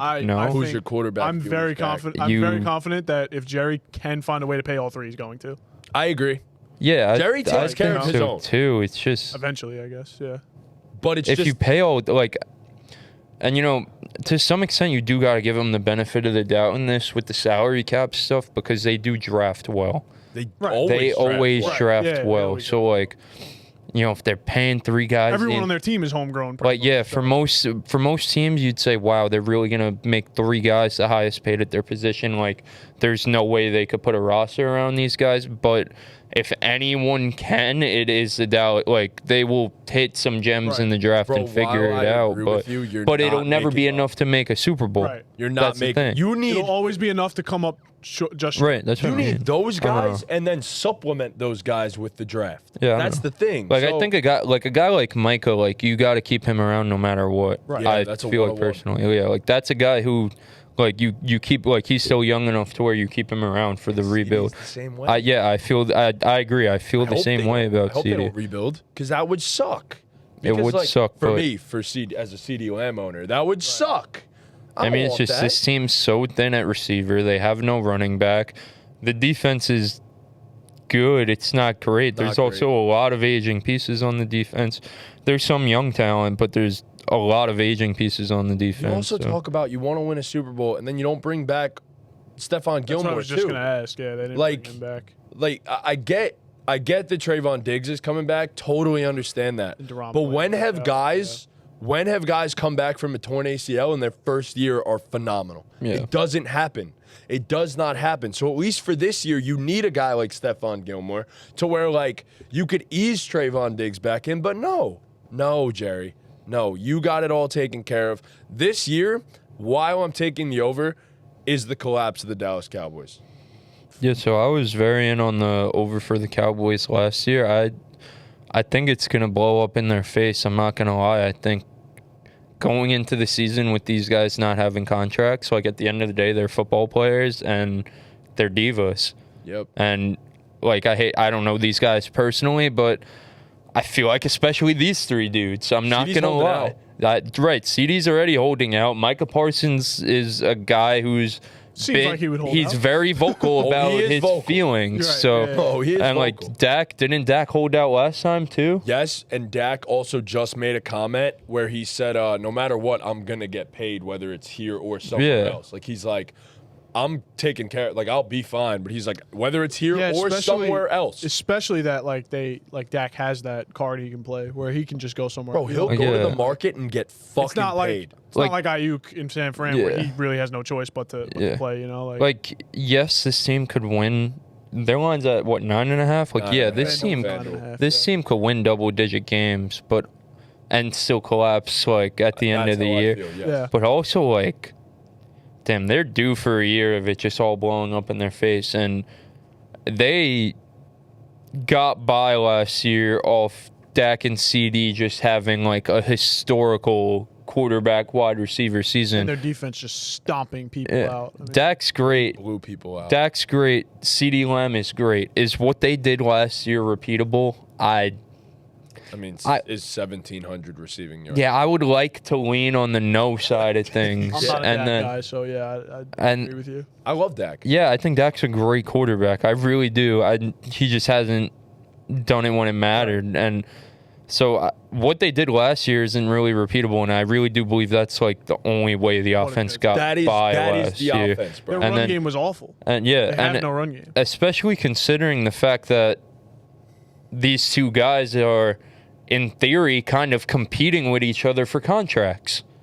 Like, it's just, I feel like it's a whole morale thing within the team when your three leaders aren't secure with their money situation. And your coach is fighting for his life. Yeah. He's due after this season as well. He's on the hot seat. Listen, it could be one of those just like ultimate kumbaya moments and everyone Same just Cowboys, comes together and has a great regular season. They look at it as our last dance. Yeah, no, ride. seriously, it could be like that. And they brought the band back together and got Zeke back in there for his last dance too. Like, it could be like that. Or it could not be typical old Cowboys where they just find a way to win regular season games and the whole thing could blow up in their face. And my gut's telling me after getting burned by them last year, I mean, they won the games in the regular season, but I mean, they were a Super Bowl team for me last season, and the way they went out was sorry. So I'm gonna go on the other side of things with the Dallas Cowboys this year, and I'm gonna go with the under, and I'm praying on their downfall. Wow. I'm praying it all blows up in their face. 9-8 for the Cowboys. Like, this roster on paper is so good. Do we want to do the thing? I mean, the schedule's also not crazy. Do we want to do the thing? Yeah, we could do it. We could I'll host it. So, yeah. All right. Eagles in the I mean, were easy, but we didn't need. Their roster's good. It's not. It's a as loaded as top 7-ish roster in the NFL. Top 7 roster in the NFL. I could say that pretty convincingly. I'll give them top 10. Also, you had Aaron Jones and Derrick Henry staring you in the fucking face and said, nah, we're good. Yep. Zeke. We'll take good old Zeke. We'll take the least efficient running back in the it's NFL. 2016. How much does, like, I know it really didn't matter last year, but also that's what I mean. That shit was just so, like, an anomaly because, like, how much does having a great offensive line really help when your weapons are like this? Like, CD's great. I love Jake Ferguson, but, like, Brandon Cooks is kind of cooked. Zeke, I'd probably think is cooked. No, not probably. Like, Zeke is fucking cooked. Like, your wide receiver 3 is Jalen Tolbert. Like, the weapons are thin, Of all bro. The weapons are qualified backs, I thin. saw a stat that Zeke had the lowest percentage of his runs that were, I think, 15 plus yards, saw that. and it was at like 1.6% of his runs. So he's he's really he's good. I don't know. finished. I'd maybe give them their top 10 roster in the NFL. I don't know if I'd go as high as 7, though. All right. You guys ready for the schedule? Yeah, let's run this. So you start off week 1 at Cleveland. I think that's an L. I think that's an L as well. Okay. It's going to be a rude 0-1. awakening for Tyler Guyton. And then the next week you come back Saints at home. That's a win. That's a win. Right. 1-1. Week after that is the Ravens at home. It's an L, I think. Yeah, that's an L. Derrick Henry's going to fucking make them cry. So you're 1-2. 1-2 starting, Okay. yeah. Next week your primetime night game at the Giants. So keep in mind what I said. They started the season 1-2, right? This is where it could all fall off the rails. No. You somehow lose that fucking primetime game What, to the Giants. Oh yeah, After okay. and start 1-3. Yeah. And these guys still aren't paid at that All point. these It's boys over. aren't paid. Yeah, it's over. You're finished. gonna- McCarthy's gone. Yeah. McCarthy's Yeah, gone. McCarthy gets fired right after that. And your season will fall off the rails because you'll have Dak against the front office. You'll have CD against the front office. You'll have Micah against the front office. And all you know, they might be against each other. Do you know how poetic it would be if they lose to the Giants and that's the crumble of We could the lose Dallas every other Cowboys? game that season, and I would be perfectly content Yeah, with but it. we'll win I 7 wouldn't games. even care. I'm going to give them the win here. Right. I Yeah, give them so the win 2-2. as well. Yes. We gave them the win against the Giants on Yeah. the Giants schedule. So, yeah. And then the next week you are at Pittsburgh, primetime game also. So I think this is a trap. I would. I think the Cowboys are going to come into this game on their high horse after a big win against the Giants. I think this is a trap. I'm going with a loss here. I would give them a win against Pittsburgh after 10 days rest, personally. All right. Tom, you got to decide, I guess. You're the break. That's why when we tiebreaker. do these, we got to, one person is the spokesman. Yeah, that's fine. That's what- So at Pittsburgh, 2-2, you just probably steamrolled the Giants, respectfully. I'm gonna give them the win here. Okay. So 3-2. And You're about to find out why. So That's, yes, exactly what I was their going to say. next game is the Lions at home. They're losing to the Lions. Even though they're home in Jerry's world, they're fucking losing to the Lions. See, like, I think they could win this one because they're at home. I think they get So it kind of stomped. evens out, I guess, because I gave them the loss to the Steelers, so it Okay. evens out. So they're 3-3 no matter what at this 3-3. point. Yeah. Then next week, another primetime night game in San Fran. Yeah, they're losing. We saw what happened last year Oh. prime time in Yeah. San Fran. So, or was that in? No, it wasn't San Fran. I'm pretty sure. Yeah. And then you're in Atlanta to play the Falcons. Oh, this is where shit goes off the rails. 3-5. Right? 3-5. And then you play Philly at home. L, this is where shit 3-6. goes off the don't- rails. I think they split with Philly. They always do. Fine. I think they could Give 'em split with Philly. I think they're going to lose this one, though. I Okay. think shit's going off the rails Yeah, here but in the then they're middle. not going to split with Philly if shit's going off the rails. They're losing at home to Philly now. They're gonna fucking lose later in the season. Right, if they in lose Philly. one at home, if they're they're gonna lose losing in, this like, one, they're I mean, losing is the that- next one. No teams ever want to No, that's not what I'm road game? saying though. But if you're saying that they're gonna go off the rails, they are for not this going to middle Philly. of the season, and then there's still 10 weeks left of the football season. They All right, could I'm win a game 10 weeks from now, I'm no? just saying if it's off the rails, So was it they're 3-6 fucking or 3 cooked. and They're cooked. I mean, they're cooked for this stretch of the season, yes, but in I would 8 give weeks them the from win now. against Atlanta, and I would give them the loss against Philly. I mean, none of us are going to be right about the schedule. So Right. if I say I think they're going to lose a game, I just think they're going to lose a game. You know? I mean, like, I giving think them they're this one gonna- or no? I would give them the win here, but I also would Against give them the Philly. win against Atlanta, so I felt differently. You're giving them the loss. In both. So I'm the tiebreaker against Philly. And Atlanta. And And Atlanta. Atlanta? You're a tiebreaker for Surprise, both. guys. Man. What are we, 3-5 right now? Yeah, 3-5. They're in Atlanta or they're at home? They're Yeah, in they're in No, Atlanta. they're 3-4 right now. 3-4. I'll give it to the Falcons. 3-5. And I'll give it to the Eagles. Yeah, 3-6. Wow. And then you are Yeah, at they're home losing against the Texans. I think they lose to the Texans. I think they lose to the Texans as well. 3-7. Then You're winning the at next the Commanders. three, I think. Mike McCarthy's gone now, by the way. Right. Oh my God, he was Oh, he's gone long weeks gone, ago yeah. at this point. And You're now at the Commanders. You're at the Giants. No, you're at home against Giants on 4 days rest. That's Thanksgiving Day. Yeah. it's ironic how I just gave them 4 losses in a row, but now I'm going to give them some wins in a row. Yeah, I mean, it's crazy that I'm going to do that. I get that, but I think this is a mentally fragile team. That if it falls off the rails early on, they're finished. Like, they are finished. No. This is how it's going to go. Mike McCarthy's going to get fired now when it's falling off said the that last rails. year. And it's going to spark fake life into them because they're going to win at Washington. They're going to win at home versus the Giants. And they beat They're going to somehow beat the Bengals at home. And they're going to win on the road at the Panthers. So that's 7-7 right now. Yes, indeed. 7-7, and then the Bucks at home.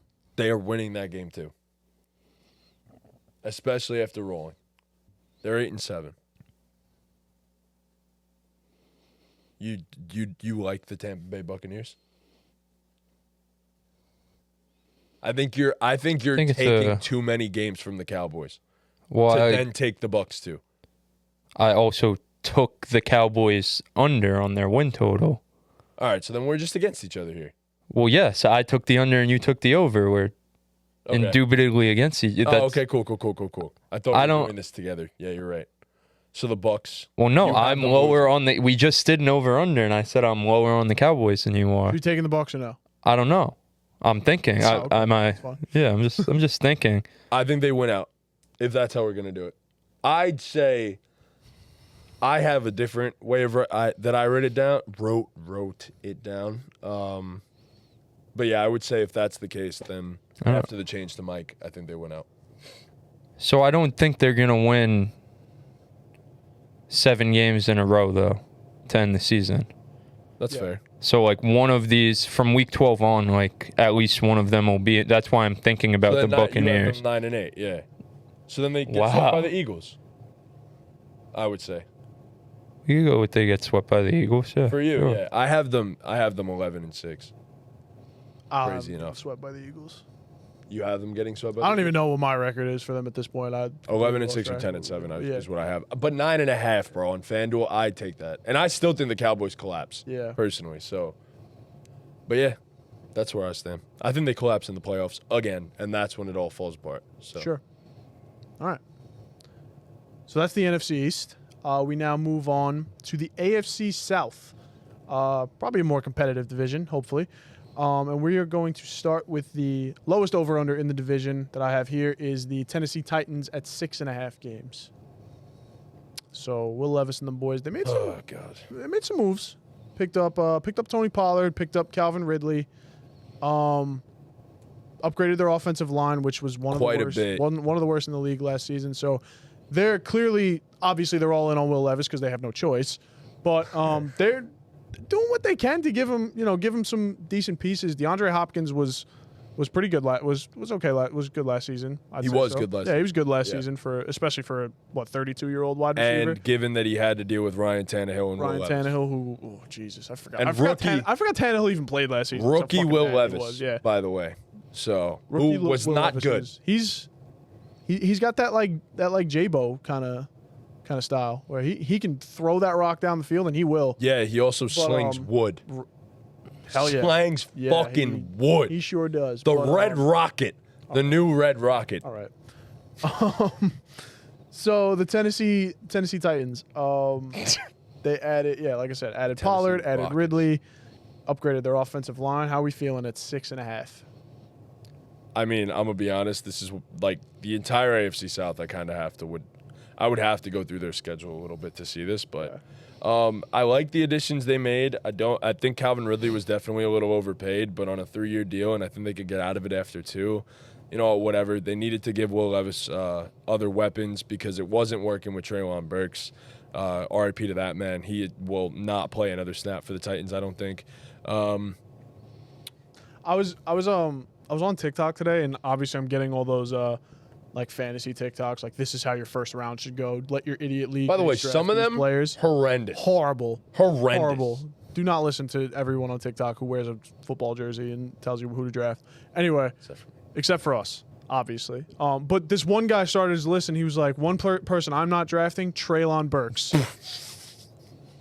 I don't think I've done a ton of mock drafts. Bro, he doesn't even have an Treylon ADP. Burks has come up in my feed. He doesn't have an ADP. No.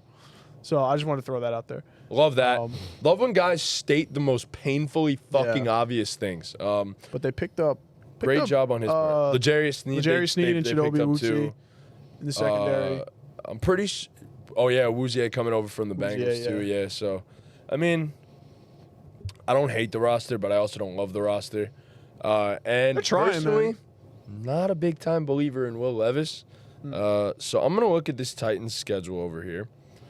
Week 1, they travel to Chicago, face the Bears. I think that's, I don't know. Caleb's first game. We think that's an L I just for think the Titans. I think the Titans it's tough because you don't really know anything about Will Levis. Like I don't know shit. That's what I'm saying. Like you don't know who he is. Like it's so hard to predict if they can beat this team or that team because you have no idea basically who's playing quarterback for them. One play you get a fucking bomb, 70 yards on the money. And then the next play you get a free blitzer coming straight into his face, and he just can't see Was it his him. first game where he threw 4 touchdowns? No, it was like his second game, right? His second game, I think. Where he had a great like I said, you just don't know what you're getting. You know he can sling the ball down the field, that's for sure. The offensive line, that's going to help him a lot because he really doesn't see pressure well whatsoever. He's got a cannon, obviously. He's pretty damn athletic as well. I think the biggest addition that they made this offseason to the O-line wasn't even any of their players. I think it was Bill Callahan, Zach's dad. He's the one of, if not the best offensive line coaches in the league and renowned as one of the best offensive line coaches of all time. Yeah, so he's probably going to show you like who he is this season, like if he shows you flat. But this is the year. He's basically a rookie quarterback. You know what I mean? So like So it's like I said, it's so hard to gauge. Like, can they beat this team? Can they beat that team? You're not getting. It's all about Will Levis. Right. Like it really is. It's all about Will Levis. So you're not getting another chance after this season. I think this is it. As a second round rookie, this is it. Yeah, they're telling you like you've sat for a year. What was it? A year he sat. Played a little bit. Now we put some pieces around you, upgraded your line. Like this is, you got to show us what you got. You know. And if they don't, they're going to draft a quarterback and they're going to surround him with weapons and a solid offensive line. Right. So I think it's make or break for Levis, and it all boils down to him. Given that I don't like Will Levis, I'm betting against them. Right. I do like the roster overall, but I'm going to bet against them, so I'm going to take the under. And I also think this is a much improved division with some competitive-ass teams, so I'm going to take the under for the Titans. Yeah. Where's your head at? Oh, I'm going to go with the under. I do like Will Levis. I love their offseason.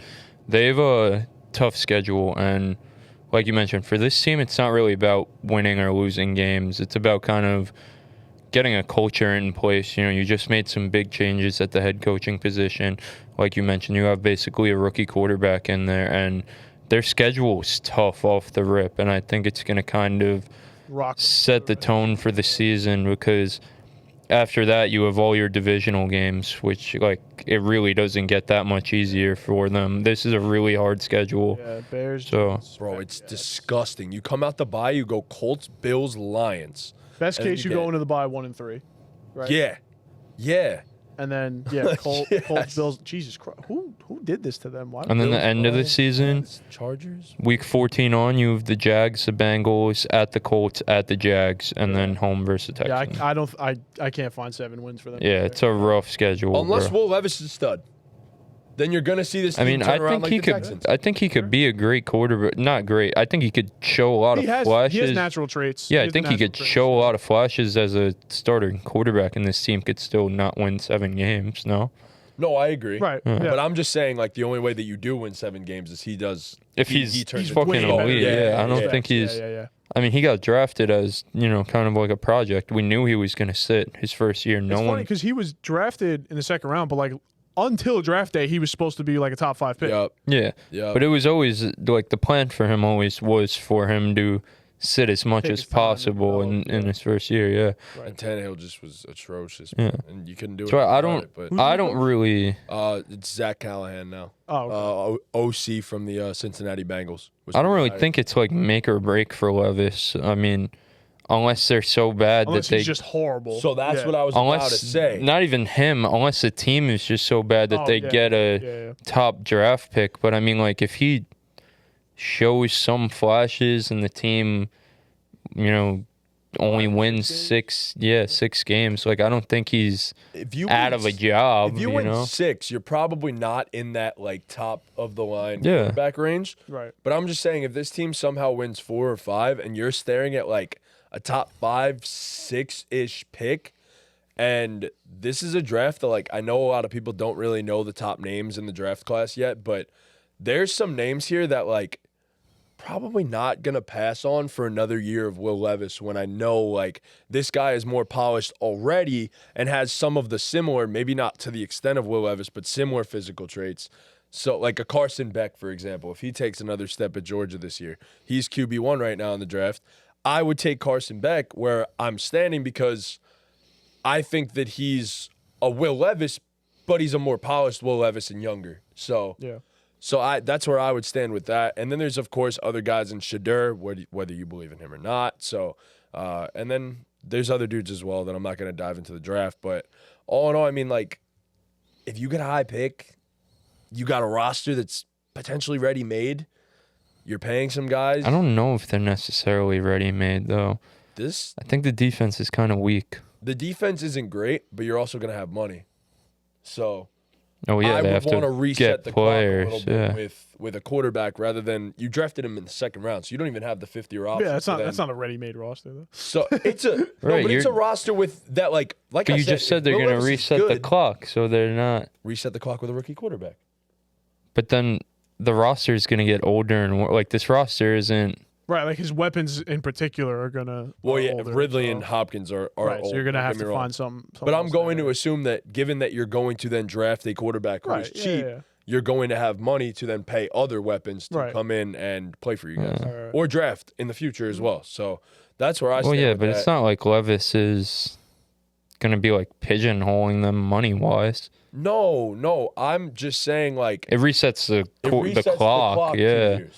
And he's also already 24, and I think he's about to be 25 before he even plays this season, which is a big difference as opposed to a 21-year-old that we could draft a rookie, and mold. So you're talking about 4 whole years of development, and you're resetting the clock not just on a quarterback who's turning 25 already, but on the contract clock as well. So I think that's why it'd be stupid for the Titans, unless Levis goes crazy and has some type of Jordan Love season, to not draft a quarterback in the first. I mean, does he have to be? Maybe not Jordan Love. Yeah, that's where you're losing me. Like, I feel like he just has to be better than last year. You need to show that you've improved on the flaws that you had. Yeah. Like, I feel like if he's better than last year, like, he shouldn't. I don't know if he'll be the locked-in. Like we said, he's basically a rookie. What do you want from a rookie? You want a rookie to show flashes that they can improve. Yeah, like he's gonna turn the ball over. Like the flaws are still gonna be there. Like it's not gonna be all put together. This isn't Jordan Love who just sat for 4 years. This isn't fucking C.J. Stroud, who is one of the more highly touted quarterback. Yeah. Who is coming in to change the franchise. Like, this isn't that. He definitely has a great situation around him, and especially on the offensive side, like, there's no reason why he shouldn't take a step up. But, I mean, for me anyway, like, that's all I really need to see from him is be better than what you were last year and show that you still have promise. I mean, yeah, I get that. Because he showed promise. It's not like he came in last year and was terrible, and it's like, well, now this is breaker year for you. Yeah. Oh, for sure. Definitely throw the ball down the field. He is 25 years old going into his second season. He's old. He is old for a quarterback in his second year. So that's, I think, that is something that I think that these guys are also going to be looking at. Like, it's not just, yes, he's going into his second season. I get all that. But we're going into our second season. He's going to be 26 the following year. Do we want to ride with a 26-year-old quarterback as opposed to a 21-year-old quarterback? So that's where. I mean, if he's like good this year and takes steps up. Well, yeah, that's not going to be the thing that like is the deciding factor, but it's definitely something. I think his numbers could still be decent, while also not improving in the areas that he needs to improve in. Yeah, for sure. Which is what you need to see. If you're the Titans, right. like, So even if what he I'm has saying 25 is, touchdowns, assume he plays better than he did last year, which I don't think is a. No, it's not a crazy thing. It's not a hot take. He should play better than And last the year. roster, like you're saying, is ready-made. Wouldn't you draft players to add to that instead of? Not if you don't believe in your quarterback. Right, but I'm saying assume he. What does he need to do for you to believe in him, I guess is my question. Be able to not be sacked on the highest percentage of dropbacks in the entire NFL and be more accurate in short areas of the field rather than just chucking the ball deep when you're in trouble. Okay, so a lot of quarterback things that he needs to get better at. But Kenny, yeah, I mean, I'm not doubting that. As we said, he has all the physical traits in the world. That I will never doubt. It's just how well can you coach the guy to become, a good quarterback, and not just the physical traits and not just throwing 25 touchdowns. Does that 25 touchdowns also translate? And yes, this sounds crazy. Does it also translate to winning? Like, are you getting sacked and just creating negative plays all the time, or throwing a pick in the worst possible situation? Like, that's what I need to see. I need to see if Will Levis is just a smarter quarterback and a more aware quarterback this year. And then you can move forward with him as your starter if you believe so. So that's the only – I'm not saying that it's not possible. I'm just saying if you don't see significant improvement in those areas, you're going to just draft a quarterback, I personally think. So because that's also going to tie to winning. But that's where I stand on Will. Yeah, no, that's fair. The Red Rocket Levis. The Red Rocket Levis. And on that note, we will move on to the next team. We talked a lot about the Tennessee Talked Titans. goddamn lot about the Tennessee Titans. Didn't see that coming, but Wow. There you go, Titans fans. The next team in the AFC South that we will talk about is the Jacksonville Jaguars, and I have them here with a over/under win total of 8.5. Feel like the Jaguars. They have a ridiculous schedule too, by the way. Yeah, I remember we were talking about it. I forget when, but just some of their offseason moves. They added Gabe Davis. They lost Calvin Ridley, drafted Brian Thomas Jr. They added Mitch Morse, the center from the Bills, Ezra Cleveland from the Vikings. Nothing crazy, but, their offensive line was not good last year, so they made it a little bit better. And I don't know. My gut says that they have a really good quarterback. The weapons room, what do you got? You got ETN in the backfield. You got Christian Kirk. You got Evan Ingram with a slightly better offensive line. So Hopefully I would say Brian Thomas does something. Right. I would say this. Davis does cardio. Yep, pretty much. I would say this offense should be better. They were balling to start the season last year. I mean, they smoked the Bills in London, was it? Yeah. Yeah, they smoked the They Bills. didn't smoke them. Well, they beat the Bills. I'm sorry, they beat the Bills in They London. were smoking them, I'm pretty sure, and then almost blew it. Yeah. Cat? That scared the shit out of me. I figured. Cat at the window. It scared the hell out of me. Anyway. And then they just collapsed. Trevor was dealing with some injuries himself. So at 8.5. Why can't I see this Eric Armstead thing? I'm not Pretty sure. he's- Eric Armstead, right? Yeah. I think he got hurt. Did he? Yeah. I remember seeing something. Oh, he's on the so he injured his knee, but he's on the active PUP list. Okay, so he'll be. I think he's out for the first few weeks of the season or something. I don't know. That's good. I'm gonna look at their schedule right now. So just rattle off the games. It's Yeah, definitely not. Miami, Cleveland, Buffalo, Houston. Great start. You can start the season 0-4, Yeah. and if that happens, I mean, then you play Indy, that divisional game, not a guaranteed win. I think they always lose. They always lose to Indy, right? Isn't that the? I think they might just split with the entire. Right. This division might all split. They with might each all other. split every game. Yeah, it's totally true. But I think looking at this schedule, it's tough to say, I'll take the over. I don't love their roster either. what's Yeah. the line at? 8.5. I'm going to take the over on this too. I think the offense as a whole just is due for positive regression Right, in terms of agree. not dropping balls. Yeah. I think the defense got significantly better adding Eric Armstead, and they have a young secondary with Andre Sisco back there. They have Devin Lloyd in the middle of the field. You have Alul Khan too. I like their defensive pieces. I think they have a nice young core who should, in theory, get better. And like I mentioned, Eric Armstead should make a huge difference for this pass rush. That was already pretty good, having Josh Allen and Tavon Walker on the edge. So I think they're overall just going to be a better team. And, I mean, how many games did they win last year? 9? 9. They won 9 last year, and I think they got better by default. I don't know if the roster on paper necessarily got better, but I think they got better in terms of they're due for some better luck. So it is hard to find wins, though. It really is, man. Like, it is tough. I'm trying to find how many touchdowns Trevor Lawrence had dropped last season. Oh, it was like a lot. an I'm pretty like, sure. Someone here said 15 that were missed, which is like fucking crazy. That's insane. But like Calvin Ridley dropped a bunch of touchdowns last year. You talk about like just half of those being caught, right? Like they catch 7 more times. You're talking about Trevor Lawrence in a completely different light. So that's the thing about Trevor is like you look at his stats and they're like not that good. I mean, he had 21 touchdowns, 14 interceptions, but yeah. Ridley catches those touchdowns, and he has 30 touchdowns. You know, like it's. And I'm sure probably 1 or 2 of those picks went through someone's hands. Right. Yeah. And so. it's a completely different season. Like it's just it's. You're not 9-8. You're probably 11-6. Right. Yeah. So. Yeah, I have faith in the Jaguars bouncing back. Looking at the schedule, it's tough to find them wins, but I'm gonna bank on the talent. And I'll take the over.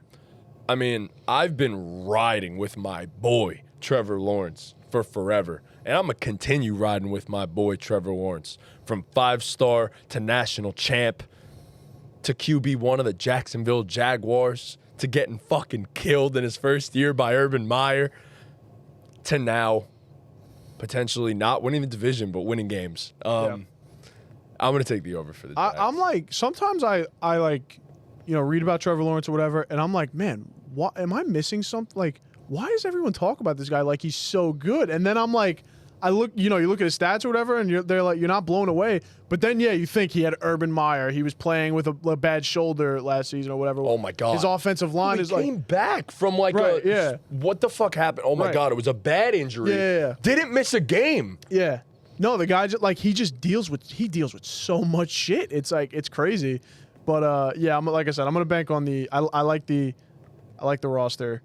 Like I said, I think losing, like I said, Ridley may not have been as good as he should have been last season, but, you still could use another receiver in that offense. Brian Thomas is a rookie. I don't know how much you really expect from him. I think he's kind of a raw prospect, like long term. I love the idea of Brian Thomas, especially next to Kirk in the slot, but, we'll see what we can get from him. Kirk's a cool receiver. Evan Ingram was really good last year. ETN out of the backfield was really good. So. Kirk is always solid for Trev. Right, yeah. Kirk and Ingram are... Kirk does what he needs to do. Ingram now does what he needs to do. I mean, Brian Thomas should be the outside receiver for this team. Right. I know they paid Gabe Davis, but Gabe Davis... Both the outside guys. Gabe Davis sucks. Yeah, Gabe Davis sucks. Gabe Davis just isn't a good football player. Kirk is the slot. That's what it is. That's what I'm saying. They're both outside guys. Yeah. But I'm just but Brian Thomas could come out and be like really the raw. X-receiver. Yes. Yeah.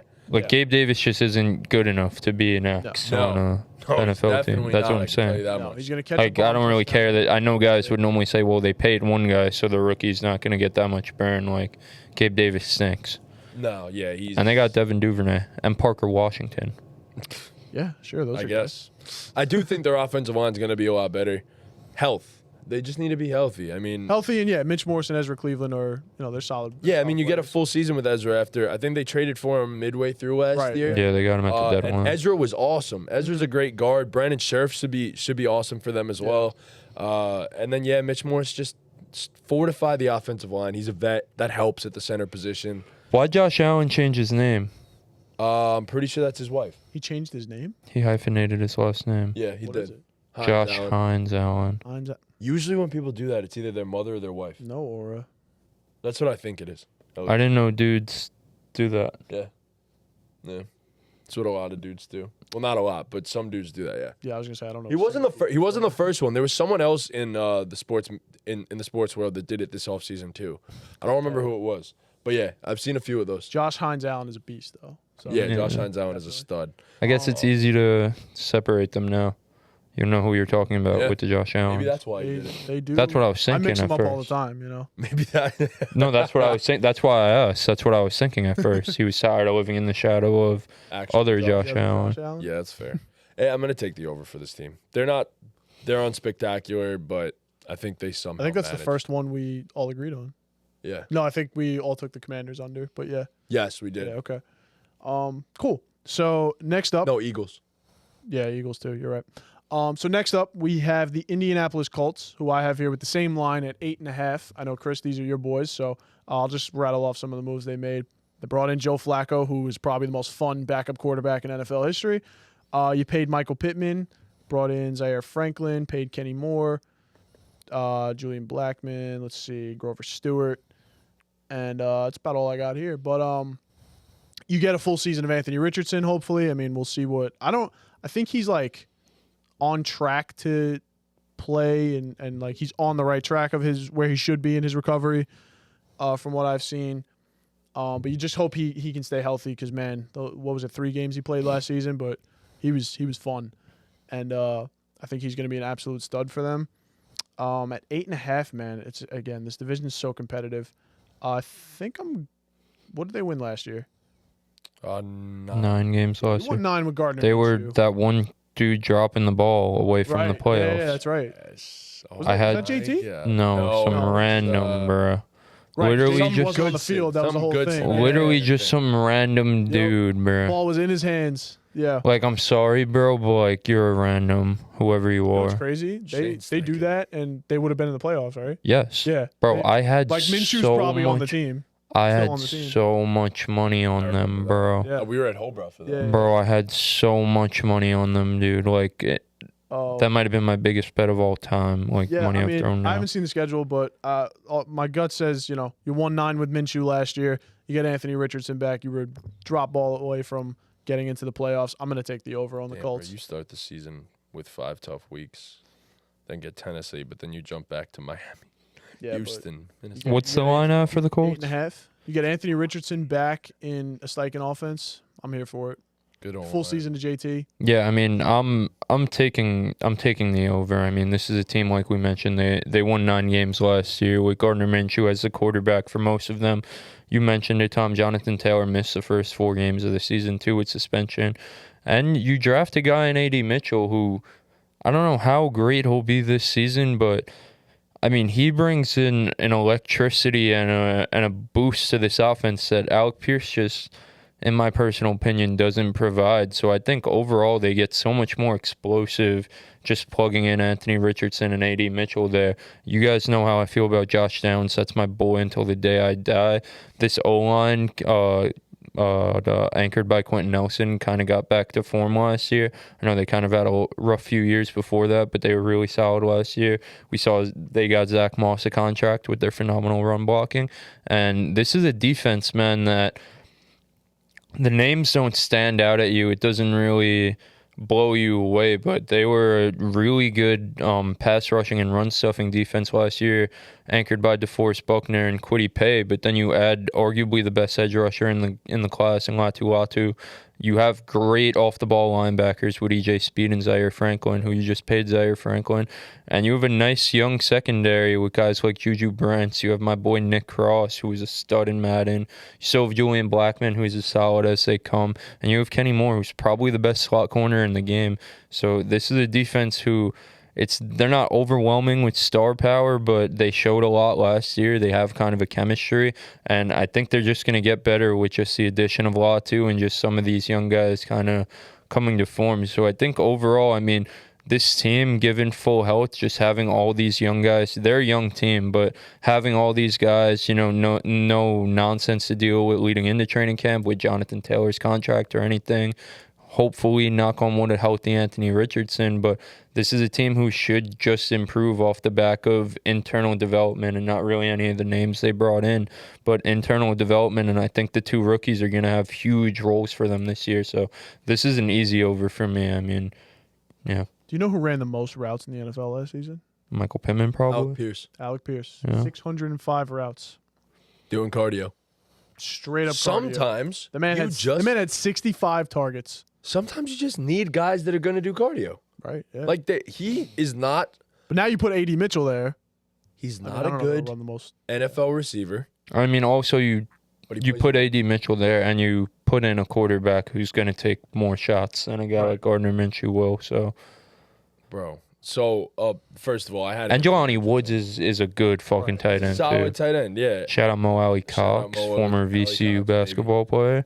I had Anthony Richardson as my QB1 overall. So, I mean, that's got to lead to wins, right? Like, you would have to assume. You would imagine, yeah. I love A-Rich. I loved him as a prospect. I didn't know how it would turn out, but when you fall into certain situations as a raw prospect like that, raw athlete, I should say, Shane Steichen, of anybody, will turn you into an absolute superstar. And I'm 100% confident in that. Just stay healthy. He's one of the most humble dudes and apparently one of the most hardworking dudes in the entire NFL. Like, I love every interview that Anthony Richardson has. Yeah. And apparently, all reports in training camp, the ball is launching off of his hands. So we know he has the arm strength. We know he has the ridiculous athleticism. I don't know if you saw the Steichen quote where he said, where they asked him, are you going to like tail back Richardson's rushing?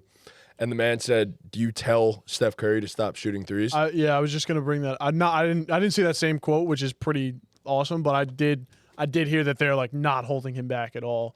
Like they want him to do his thing. And I saw someone saying like people want. I think it was Dan Orlovsky actually. I was watching it a little bit earlier, saying like, I don't know why people would ever suggest the idea of him changing his play style. If Anthony Richardson was Kirk Cousins, he would have been a 5th-round draft pick. We want Anthony Richardson because he could be Cam Newton, he could be Lamar Jackson. Right. We don't want Anthony Richardson to be Kirk Cousins. So I thought that was interesting. So I think all you really ask of him is just know when to get down. And it's kind of similar with Josh Allen in the regards that these guys just put their goddamn lives on the line whenever they want. Yeah, I was going to say, Josh Allen also drops his shoulder into people. So, and Anthony Richardson's definitely going to do the same. But. Yeah, it's not like that's something Josh Allen has learned. Right. No, it's not. So I don't know if they're ever going to learn as competitors, which kind of scares me for Richardson's future. Yeah, but Josh, like, knock on wood, doesn't miss a ton of, he doesn't. No, hurt a lot, so. But Richardson has already shown. Right, yeah, but there's Yeah, I mean, he got A-Rich, like, missed a portion of all 4 games he played in. Like, it's not like he just got hurt in the 4th game. Like, he was leaving the field in every single game. Like, I'm pretty sure Minshew threw passes in every single game that A-Rich played in. So it's like, you can't be getting hurt. And I'm gonna give him the benefit of the doubt because he's a young kid. It was his first NFL season. So I'm going to just go with the fact of it was just super unfortunate circumstances before I call him injury prone or say he needs to change anything. I want to agree with you, and I want to say that that's true. I'm going to take the over based off the fact that I think Anthony Richardson, if he just stays healthy, is going to be phenomenal. But I'm scared because you just said it. 4 games, and all of them you miss a portion of them, and then you're out for the remainder of the season.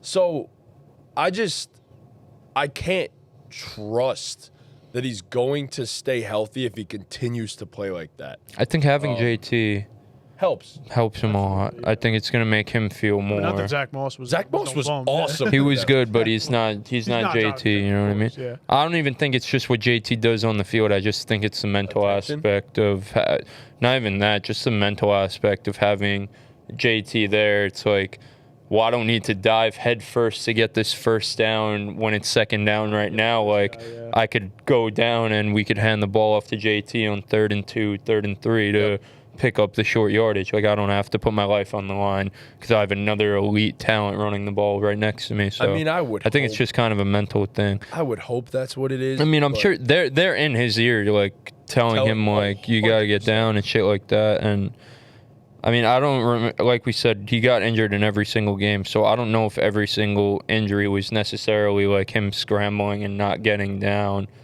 I don't know if it was that 4 times in every single game. I know the one where he like got hurt for the season was, so I'm pretty sure. So also, every rookie quarterback pretty much goes through that where they don't know how to.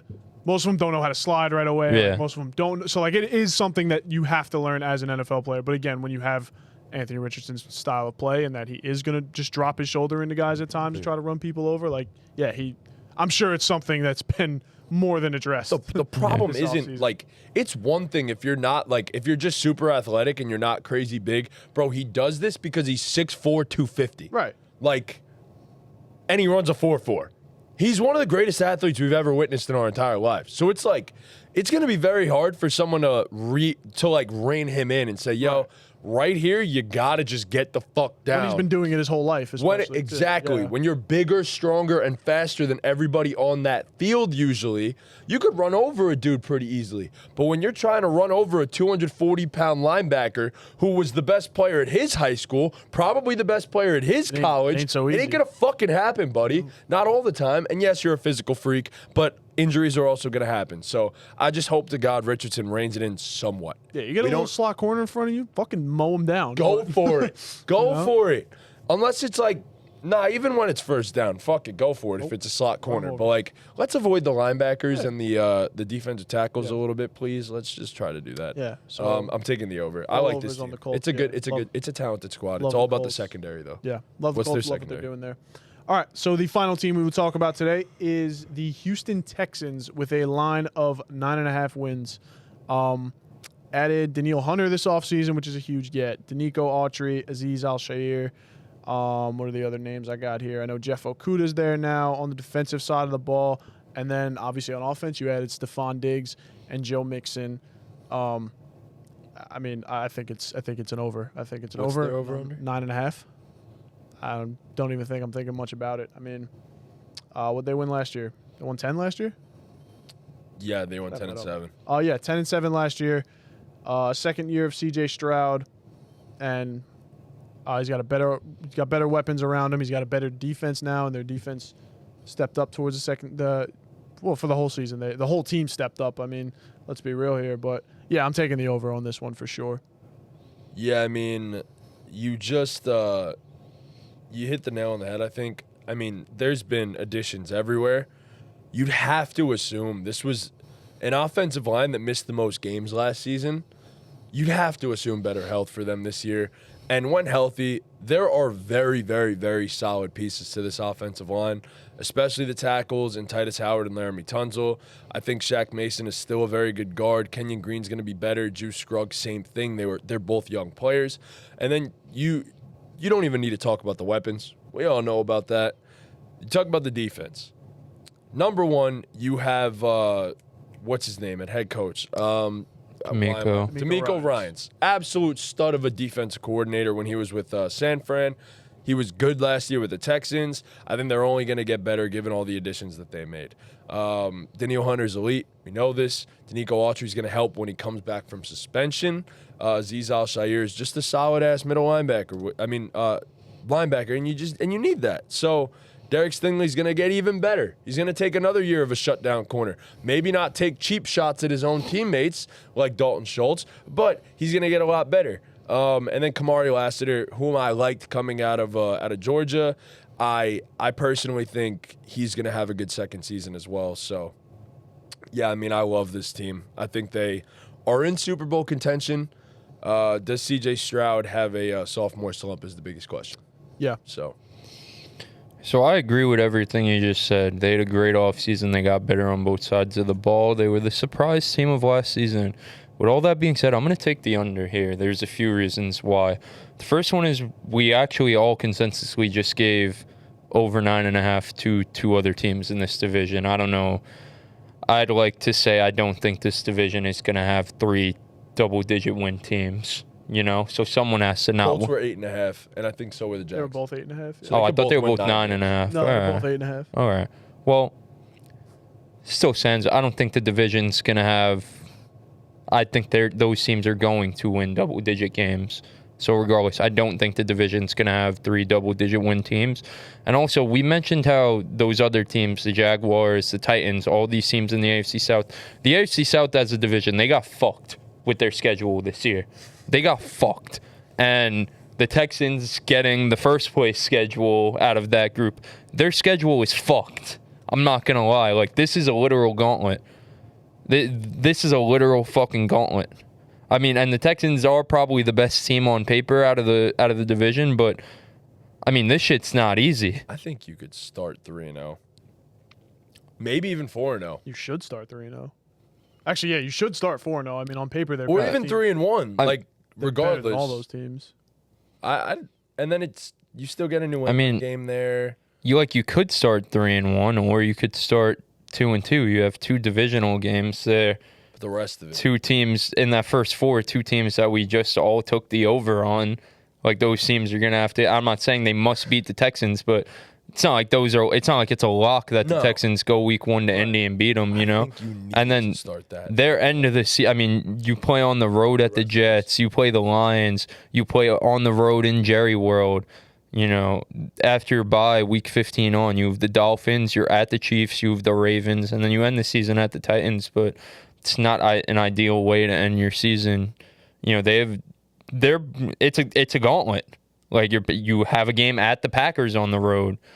The Patriots on the road, for as bad as the Patriots are, you know, I'm sure Texan people, Houston people in the heat aren't probably too fond of going to cold Massachusetts. So, you know, that's not as easy. You have the Bills on the schedule. Like, this is actually might be the toughest schedule I've looked at out of all these schedules. I'm not going to lie. I mean, they're playing all the dogs of the AFC, and you're playing some tough NFC teams too with the Lions. You have the Cowboys in there. You have the Packers in there. Yeah. So, like, this is a tough schedule. So, you know, just because of that and just because of mathematic purposes, and I have the other teams in the division winning games, so that's going to have to come at the expense of someone. I'm going to take the under on the Texans. I think it's 9 wins. If the line's at 9.5, I think they win 9 games. Could they win 13 and prove me wrong? Absolutely.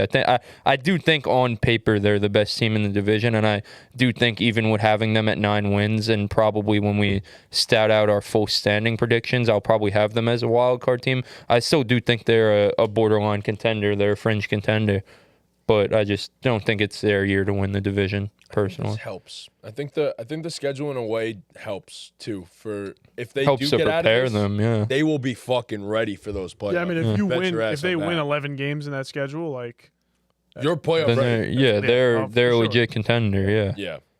So Yeah, I think as things stand right now, they're just like a fringe contender just because second-year quarterback. Like, it's just hard to view them as a real Super Bowl contender. But like you just said, if they run through this gauntlet and win double-digit games, I'm sure by the end of the season, we're all going to be looking at them as a legitimate contender. yeah, So. for sure. yeah. All right. Question for you guys. What's our order for this division? Because I'm very curious. I'm going to go with the Colts at 1. I'm going to say it's a toss-up between the Jags and the Texans at that 2 spot. I'm going to just say for the purposes of this, they both win 9 games. I don't have both their schedules in front of me. I don't know who beats who does better in the conference. So we'll just say they're tied at 2, and then at 4, the Titans. I'm going to go Texans 1 with... Yeah, it's tough between the other 2 teams. I'm going to go Jags, Colts, Titans, because you can't guarantee me a full season of Anthony Richardson. I think it's definitely possible he misses a couple of games, so I'll lean Jags. I'd be shocked if he does. Like, again, knock on wood, but I'd be shocked if he doesn't miss at least 1 game. Right. I'm not gonna lie. Yeah. Yeah, I pray to God. I mean, look, Joe Flacco's ready to go. Joe Flacco is definitely ready to go. Pro. Yeah, he is definitely ready to go and prove he can win some games, and he's got Steichen there, so it's not like, he's taking a downgrade from OC. But It's just so rough when you have your whole camp planning for a quarterback who plays the way Anthony Richardson plays, and then the substitute is the complete opposite. Complete and total opposite. Complete opposite. So that definitely stinks. But hopefully he's healthy, man. I mean, if anyone can make it happen, I'm sure Steichen somehow could. But I'm gonna have these Texans at number 1. If you give me a full, clean bill of health for Richardson, I would have the Colts at 2. But again, I can't guarantee that, and I think he misses a game. I'm going to have the Jaguars at 2. I'm going to have the Colts at 3, and I'm going to have the Tennessee Titans at 4. All right. So, yeah. And if we want to do the NFC East real quick. Eagles, Cowboys, Giants, Giants, Commanders. Commanders. Yeah. I'm in the exact same boat. Okay. Cool. There we go. All right, well, fantasy football episode coming on either Friday or Saturday. Be ready for that. All right, I think that's It might even be Thursday. Yeah, it could be. Because we're going to record at a normal hour of the day Thursday. Yes. So Yes, it could be, I could get it up as soon as we're done. Yeah, maybe. That would be ideal. Yeah. Thursday, Friday. You guys will get back-to-back pods. They'll love that. Yeah, be on the lookout. Back-to-back pods for them. And then Tuesday we have our last divisional recap, so that'll be a lot of fun. And then after that, look out for the awards and stuff like that, hot takes, all those good things. 32-man league. If any of you made it this far in the podcast and you have interest in being in our 32-man league, those of you who were in it last year, you guys know how it works. But last year we did a 32-man league. There was no buy-in, and the winner of the league got a jersey of their choice from the BallGame pod. So if you like winning jerseys, you might as Shout out Vin Volpe. yeah, shout out Vin Shout out Green Volpe. Jason Kelsey. Indeed. Right? Yeah. So yeah, if you like winning free jerseys and not spending money to join a fantasy league, just comment down below. Comment 32 boys. Comment 32 boys, and we'll know that you need a spot. If you do something also, to your if algorithm. you also ever want it, maybe one day in the future we start a little ball game Listener league? money league. Like we get like a listener league or something like that at some point. So, but yeah, we'll have fun with it. But We could do that. Just we need to get real fan. Like I don't want. Our friends. Yeah, I don't want Trunks in the ball game listener I league. agree. Like, I agree. fuck you. Oh, Sleazy gets in it. Yeah, because I'm not like I'm in every league with Trunks. Yeah, like, I why agree. does Trunks have to be in the ball game listener league? Fuck him, Trunks bro. doesn't get in. Trunks is banned. Dean. Dean is banned. Banned. Dean. Dean is banned. I don't want none of that. We'll figure it out. We ban all of our friends Yep. except for O'Sleazy. O'Sleazy is our friend. We love him, kinda. Sometimes. All right. Well, thank you guys so much for watching. Please be sure to leave a like, subscribe, hit that notification bell, follow us on all of our socials, especially TikTok. We're getting there. We're close. Cop a BallGame 1K hoodie. Do all that good stuff. All right. I think that's everything. Go watch the Olympics. Have fun. I'm very tired. It is late. And with that, Ball game. Ball game.